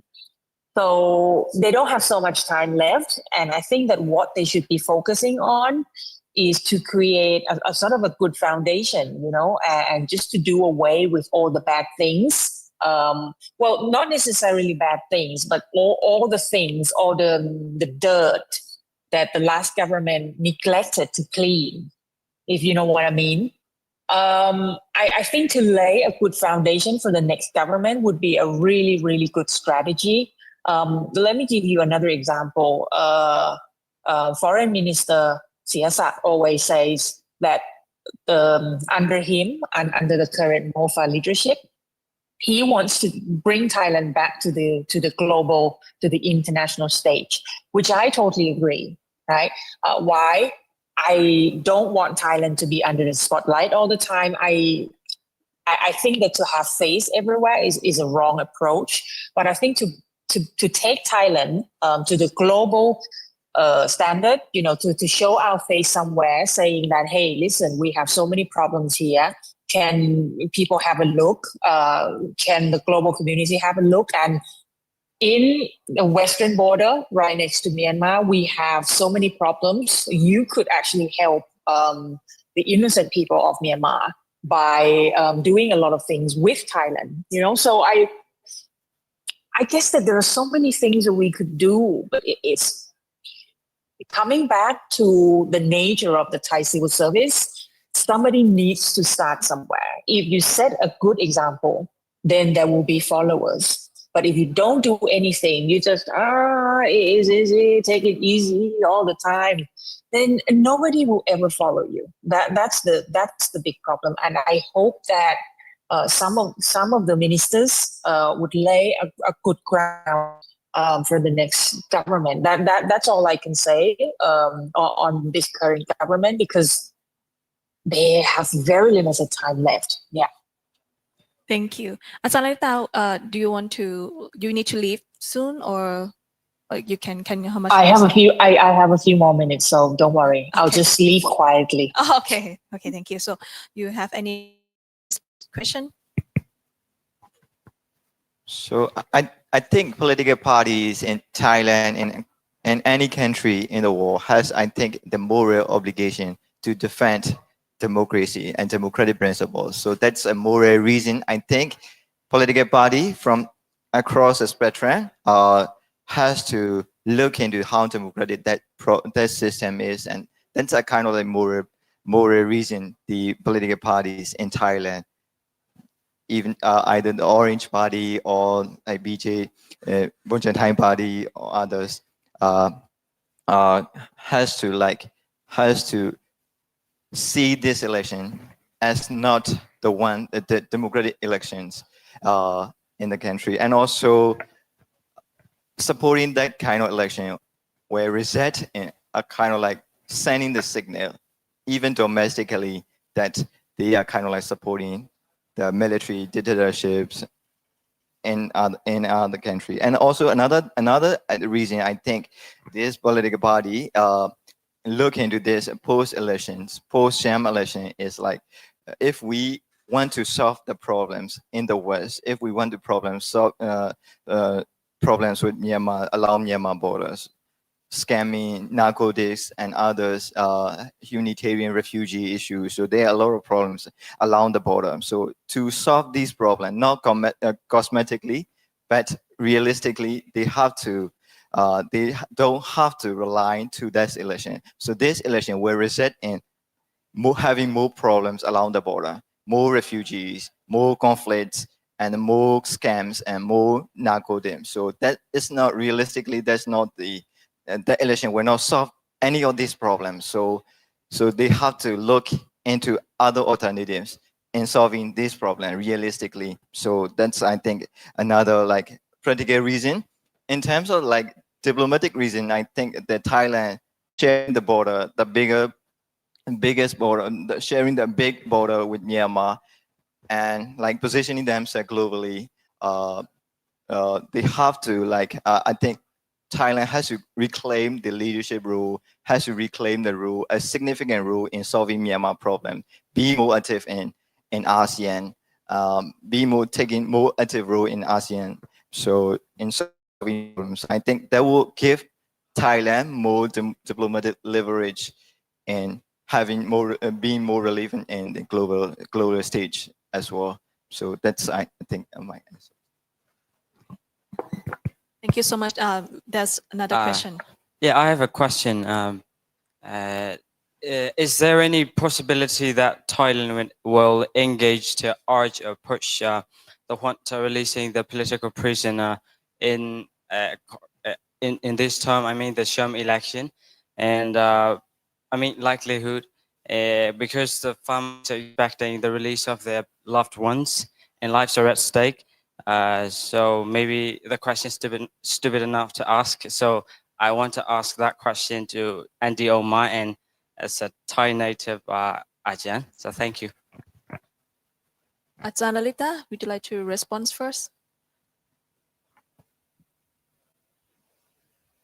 Definitely, the Thai government does not want to upset the junta, and this is the reality. It's not my reality, because they would argue that Thailand still has economic interest in Myanmar. You know, all these companies, all this business community in Myanmar, so they would need to protect those. But again, this is not the kind of argument or answer that I would like. You know, two other options that you could, if you like, there are two other options. One is ASEAN. But as you have seen before, to release political prisoners and to engage with all stakeholders in Myanmar have been put in the 5-point consensus. Yeah.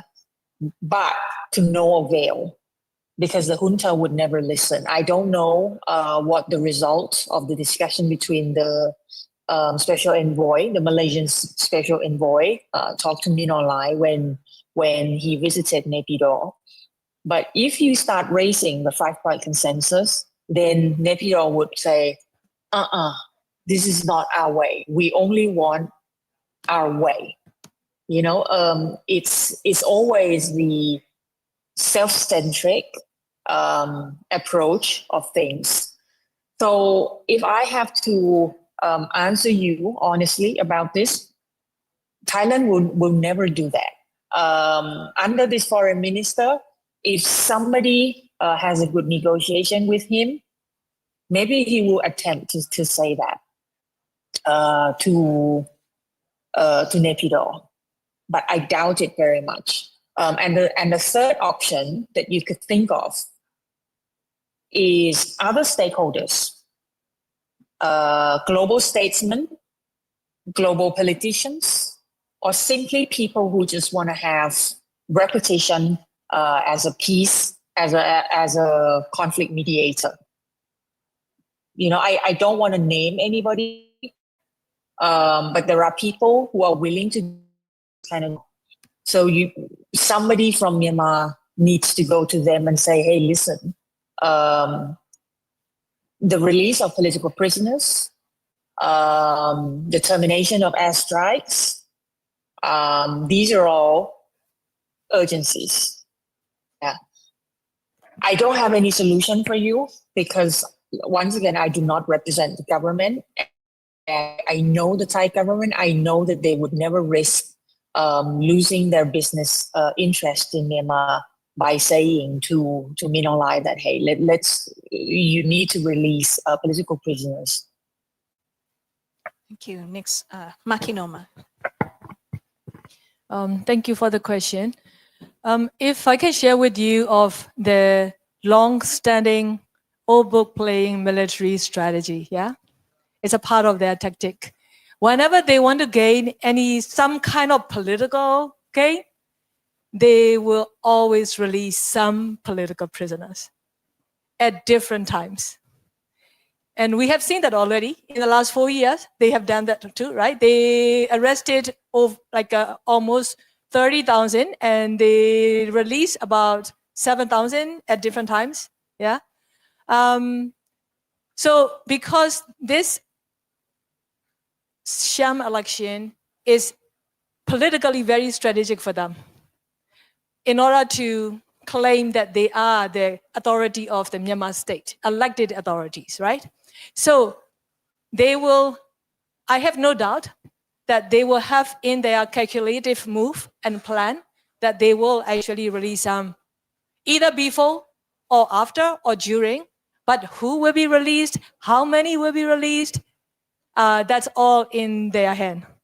I think what is more important for us is not to fall on that trap.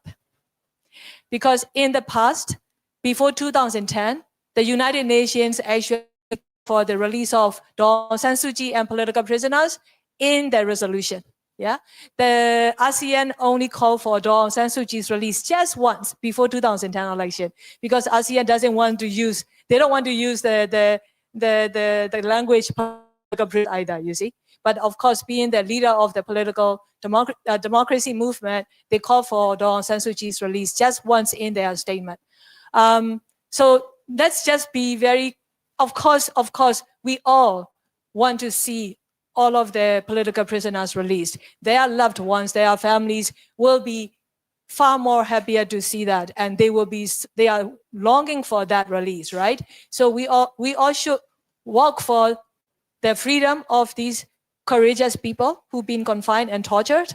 But let's make sure that we don't fall on the same old trap that military will play the game by just after January, they will release some political prisoners. Who knows, probably also Daw Aung San Suu Kyi. This is what they did because they know the world will have to welcome them if they release Daw Aung San Suu Kyi, you see? The world has no choice but to welcome, no? But Daw Aung San Suu Kyi is the largest card in their hand that they want to play. If they want to play at time that they think that they should, they will do it. But let's make sure that that's not end for all of us because like we have seen, some political prisoners are released and then immediately arrested and put back in the prison right in the moment of they are released. So let's make sure that this military is removed from our country's political sphere and removed from the all of these impunity that they enjoy, so that we can all and move to that new Myanmar that is free from the military tyranny. That's the key that for us to keep up with. Do Sia, you want to respond anything from the questions? No, not yet. Okay. Again, another question. Okay, สวัสดีค่ะ So I would like to know about the overseas election. Do you have any information how they are going to manage, especially in Thailand? There's a lot of like migrants and refugees. Do you have any information about that? Thank you. So in terms of like the changes to the election laws that they made when they announced the election, include specifically about the displaced persons. So previously there's advanced voting for the people who are outside of their constituency, so they can register for advanced votes. So in this new amendments to the law, they include like the person displaced for any reason from their constituency can submit their advanced vote. So in the previous election, and then it's a little bit difficult to register and vote outside of the constituency, but they are now forcing to register and vote for the constituency they are not living, because they know there are a lot of displaced persons. So for example, in Kachin, the people living in Kachin, the people living in Northern Shan State, they are displaced to Mandalay and Yangon and urban areas. So they are asked to register and vote not for the constituency that they are living now, but for the constituency, their own original constituency. The reason is because they can't hold the elections the widely in this Kachin and Northern Shan State and things like that. So they have to get as much votes as possible they can from the displaced population. And also, what does that mean for the migrant workers here in Thailand?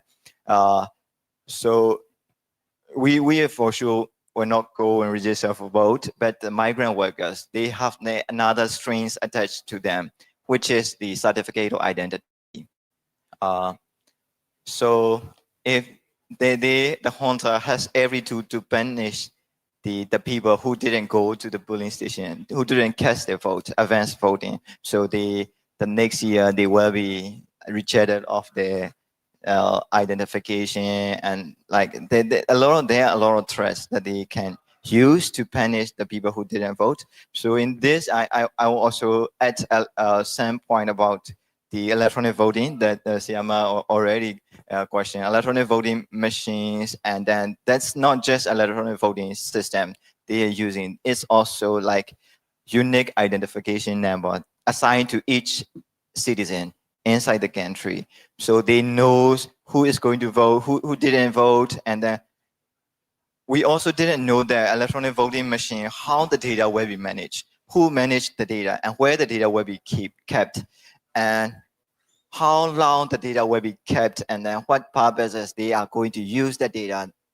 So that's very big issue in the long run. So that data combined with the unique identification number, they can trace which person go to vote, which person didn't vote, and then even which party we voted, which party the voter voted in this election. So that can be used as a basis for the broader massive surveillance of the country. And also we have data leak from the surveillance industry in China, and then Myanmar is totally under the surveillance of the Chinese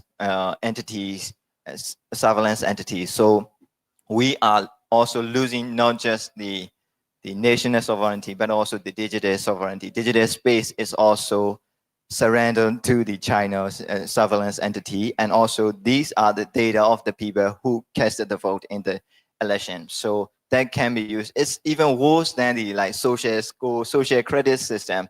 It's more like the political credit system.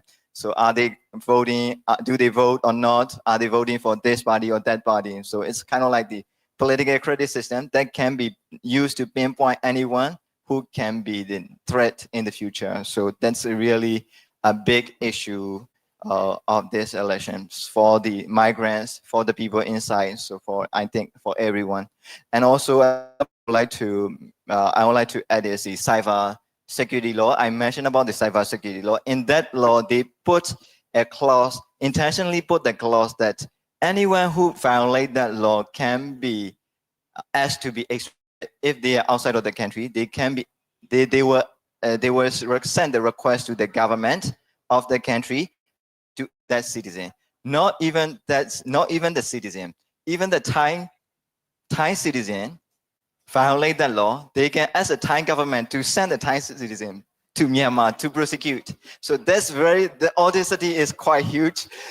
So that's one way they try to use it to post that to the Myanmar diaspora who are vocally opposing against the junta. So they want to threaten the Myanmar diaspora as well. So but there's also another challenge that comes with that law is the Cyber Crimes Convention, which Thai signed on 25th October 2025. So that Cyber Crimes Convention is the purpose is to crack down the cyber crimes, scamming. So that's the reason Thai government want to be active in that space and then sign that convention. That convention requires the signatory state to send the cyber criminals back to the original country. So I know Thai has non-refoulement policy and principles, stuff like that, but the junta may exercise the cyber security law and then may spend the Thai government with a request to extradite this citizen, that citizen. So that kind of things they are trying to use. So that's another challenge that we will face in the long run. Do you have the data or information how many people in Thailand that they have already registered for the advance vote? No. But No. do you happen to heard any news on that from the ground? Yeah, we haven't heard about that yet. Yeah, I just want to add on this. We haven't heard, but in some other countries, the junta-controlled embassies started to approach the Myanmar diaspora working in different countries, but not too publicly yet. And also, people are trying to, they are trying to find their own way to avoid it. So let's put it that way. But what they will be able to evade that or avoid that we're not so sure. However, just remembering the past experience in 2010, for example, if you think of the migrant workers from Chiang, why would they care to go all the way to Bangkok, junta control embassy to actually vote, right? Because they cannot take the day off from work, and that's going to be also not only the financial loss, but it could be the whole job loss for the whole family. And why would they vote for this Myanmar military who, in fact, violently bully the whole Shan community, So I remember in 2010, even though there were large Shan migrant workers community, they don't even know. So yes, they have the, some IDs or something like that, but they didn't really, get into that thing. But no matter what, at the end of the day, there are advance votes turn up in thousands, tens of thousands that nobody know where they come from. And then the junta claimed that these are the advance votes from migrant workers abroad or blah, blah, blah. And then the other thing is that advance vote in the past, they ask only one person from each household. Let's say if there are five eligible voters in one household, and then the father will give advance vote for all. So it's like a requirement, Otherwise, it's an intimidation. So basically, the household head, either mother or father or the oldest brother, will have to give the advance vote for all the eligible voters in the family, you see. So now for this 2025, my suspect is they will use the forced conscripted soldiers' families, including not only the soldiers who were abducted into this army, but also their family members have no choice because their children are already forced into the army. So they don't want any more trouble than that. So that's one of the potential vote for them, the like the voters category. The other will be basically those who are still sending their remittance, right, to Myanmar, that they will actually use that to scrutinize that particular population from the migrant workers community. But to what extent that people will actually, so far, we only hear the silence from those who are outside. They are showing absolutely no interest. And I think that's an intentionally show interest, basically. I think that's what my take is, yeah. Thank you. Any more question? So any Facebook pages or questions, can you check? Yeah. I have another question. I think because like some foreign countries, even including Thailand or even general Thai people, they might think like this election is an exit, as you may have noticed, and they might compare this with 2010 election. That, oh, see, after 2010 election, there's some progress in terms of democratization, so-called democratization, which is not genuine one, but there's some progress. So how would you respond to this kind of perspective? So 2010, so there are a lot of people compare 2010 elections and 2025 elections. So as a president, that the election can be a way forward for like less violence and less repression. So actually, I think it's really wrong comparison, because 2010 election, so it's the pretext is like the junta at that time, so they consolidated, they have a lot of confidence going into these elections. They can stay out of the politics a bit, and then control the different aspect of the politics, not significantly, not like obviously control the politics, but they can stay out of the politics a bit and then let the democratic openings happen. So they have planned that for a long time, and then they have that confidence that they would like to let the political openings happen. But this time, that's very different. So the junta this time has no confidence. That's why they are suppressing their own supporters. So that shows that that what follows 2010 election is kind of like the release of Aung San Suu Kyi, the reintegration of NLD in the political systems. So this time, I think it's really difficult to say that the same will happen in the same way and same fashion, because they don't have the confidence, they don't trust the others.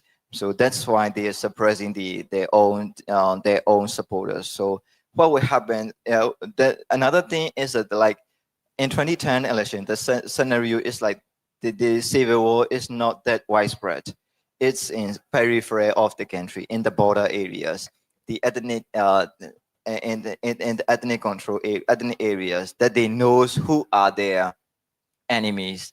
And this time, the civil war is so widespread, and then there are a lot of actors involved, and then there are a lot of even the stronghold of the Burma majority, and then the military is in central Myanmar. So they can always count on central Myanmar as a stronghold before 2021. Now the central Myanmar is now the hotbed of the conflict. So it's now the center of the conflict. So this time, what they will do is that they were trying to suppress the dissidents, and then they were trying to suppress that arms struggle in central Myanmar, which is which they regard as their stronghold, as they will declare them, they will style themselves as a civilian government. They will present themselves as a civilian government, and then they will portray that as a civilian government versus terrorist actors.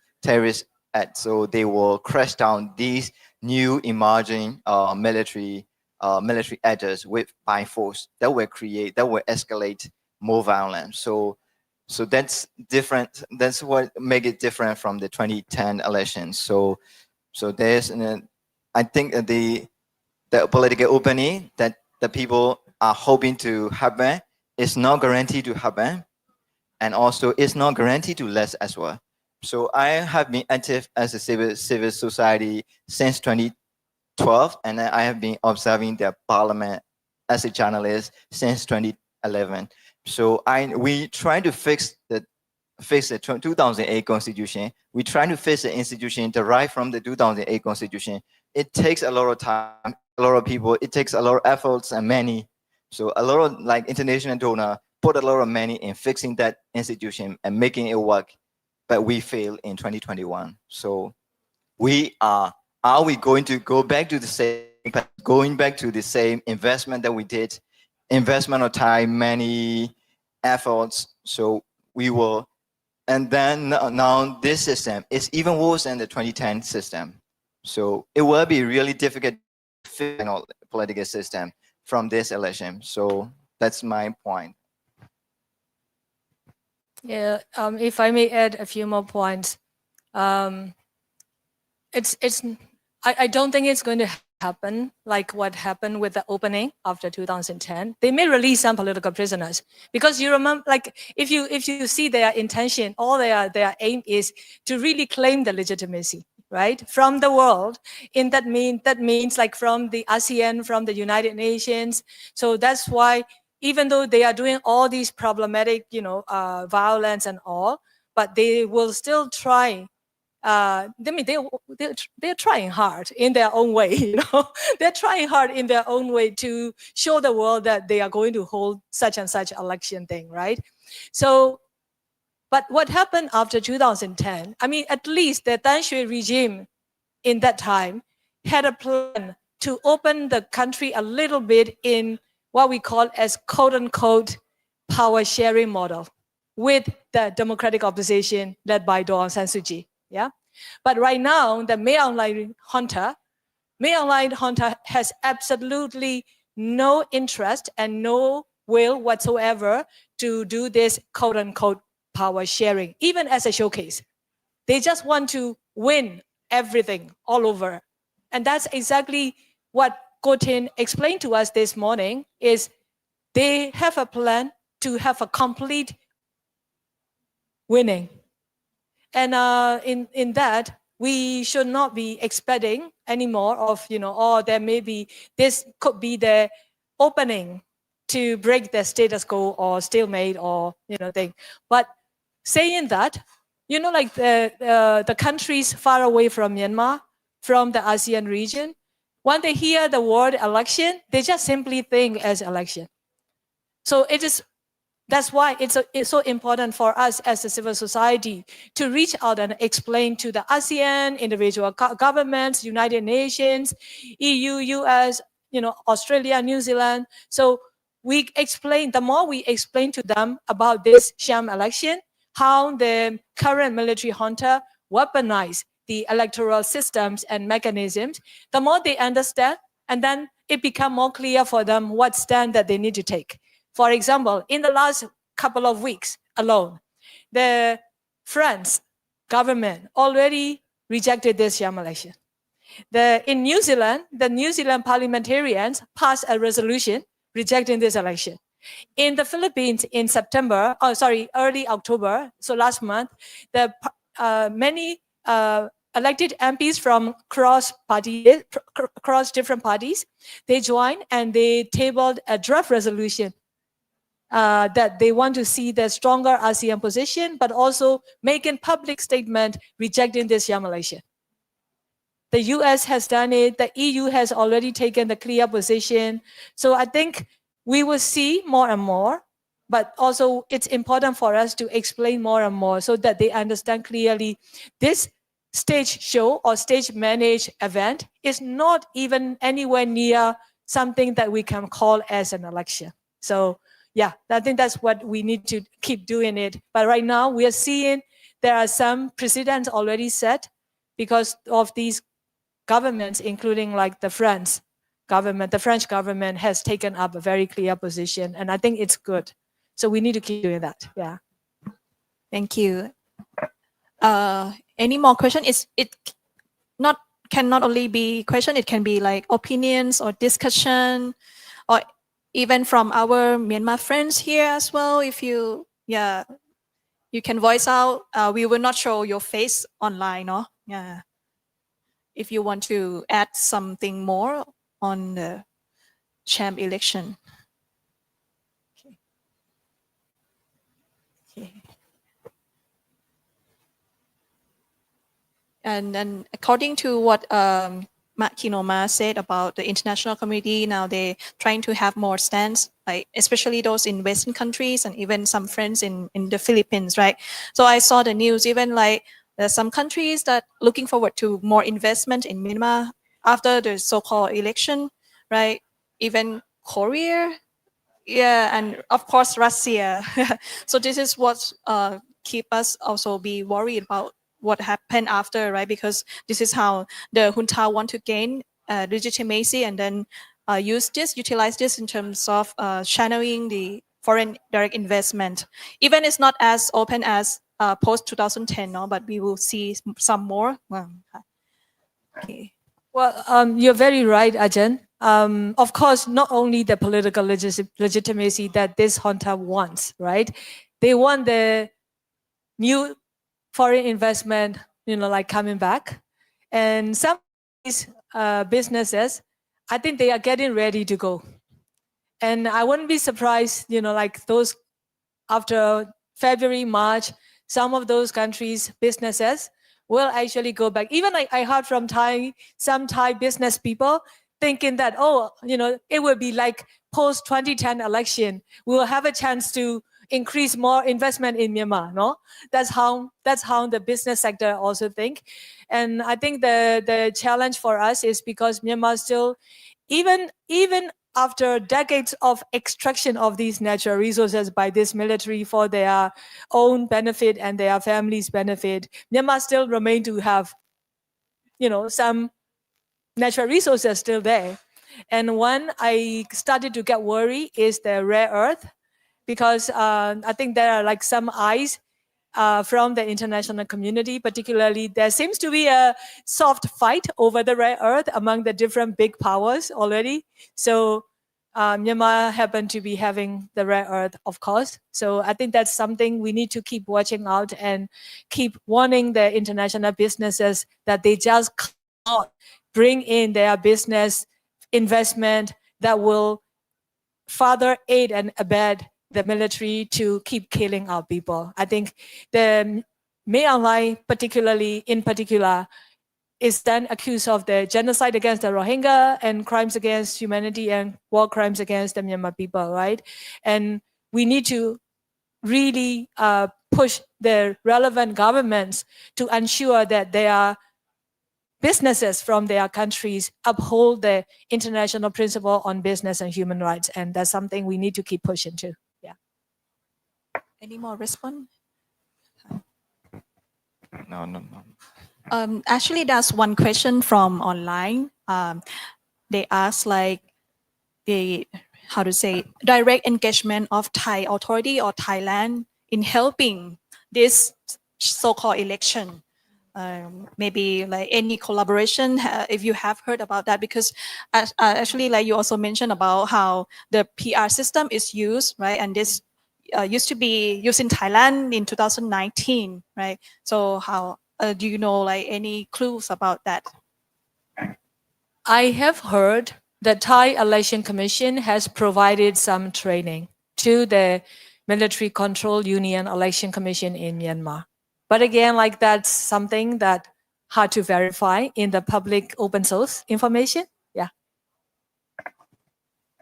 It's really I think it's really difficult to verify like that information to link the Thai authorities having Myanmar like junta.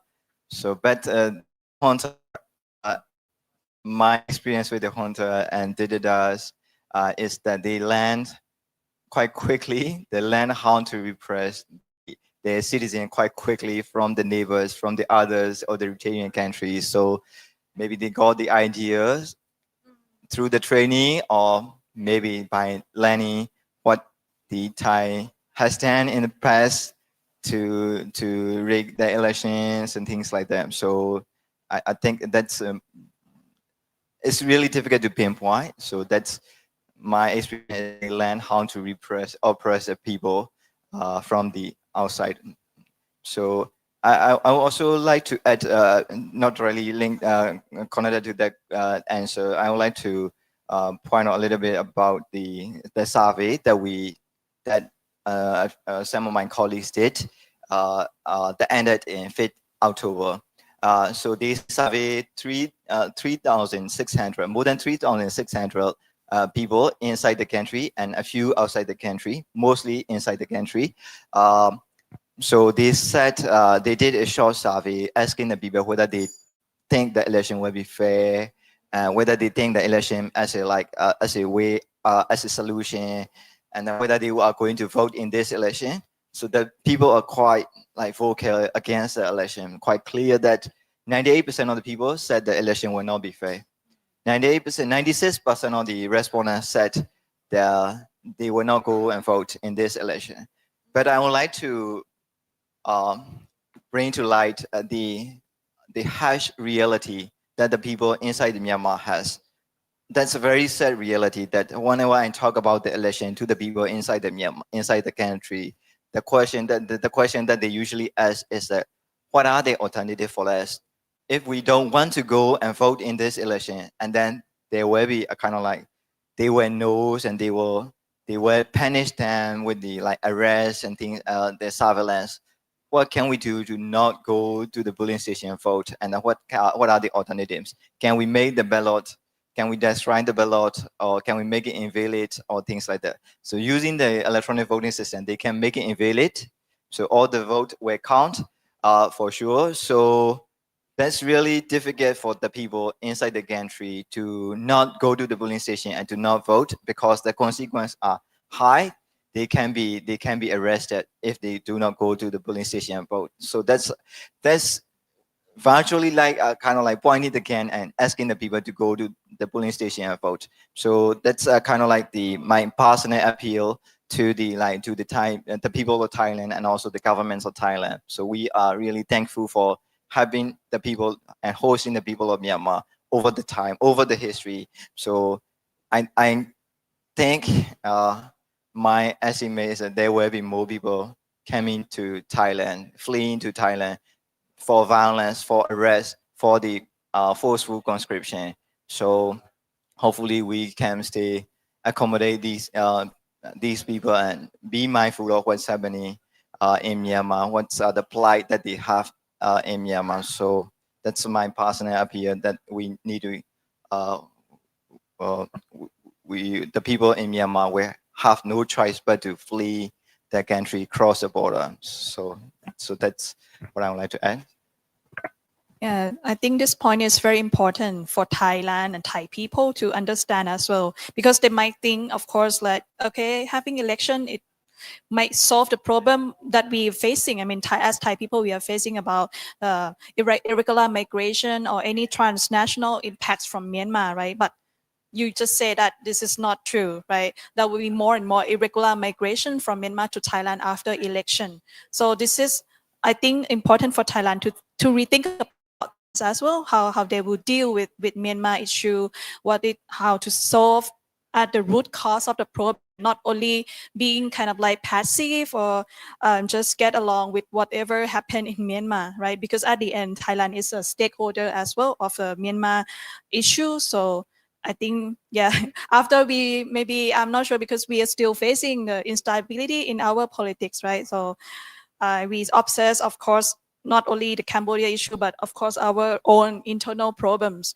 But actually, like, we got a lot of impacts from our neighboring countries, and Myanmar is our immediate neighbor.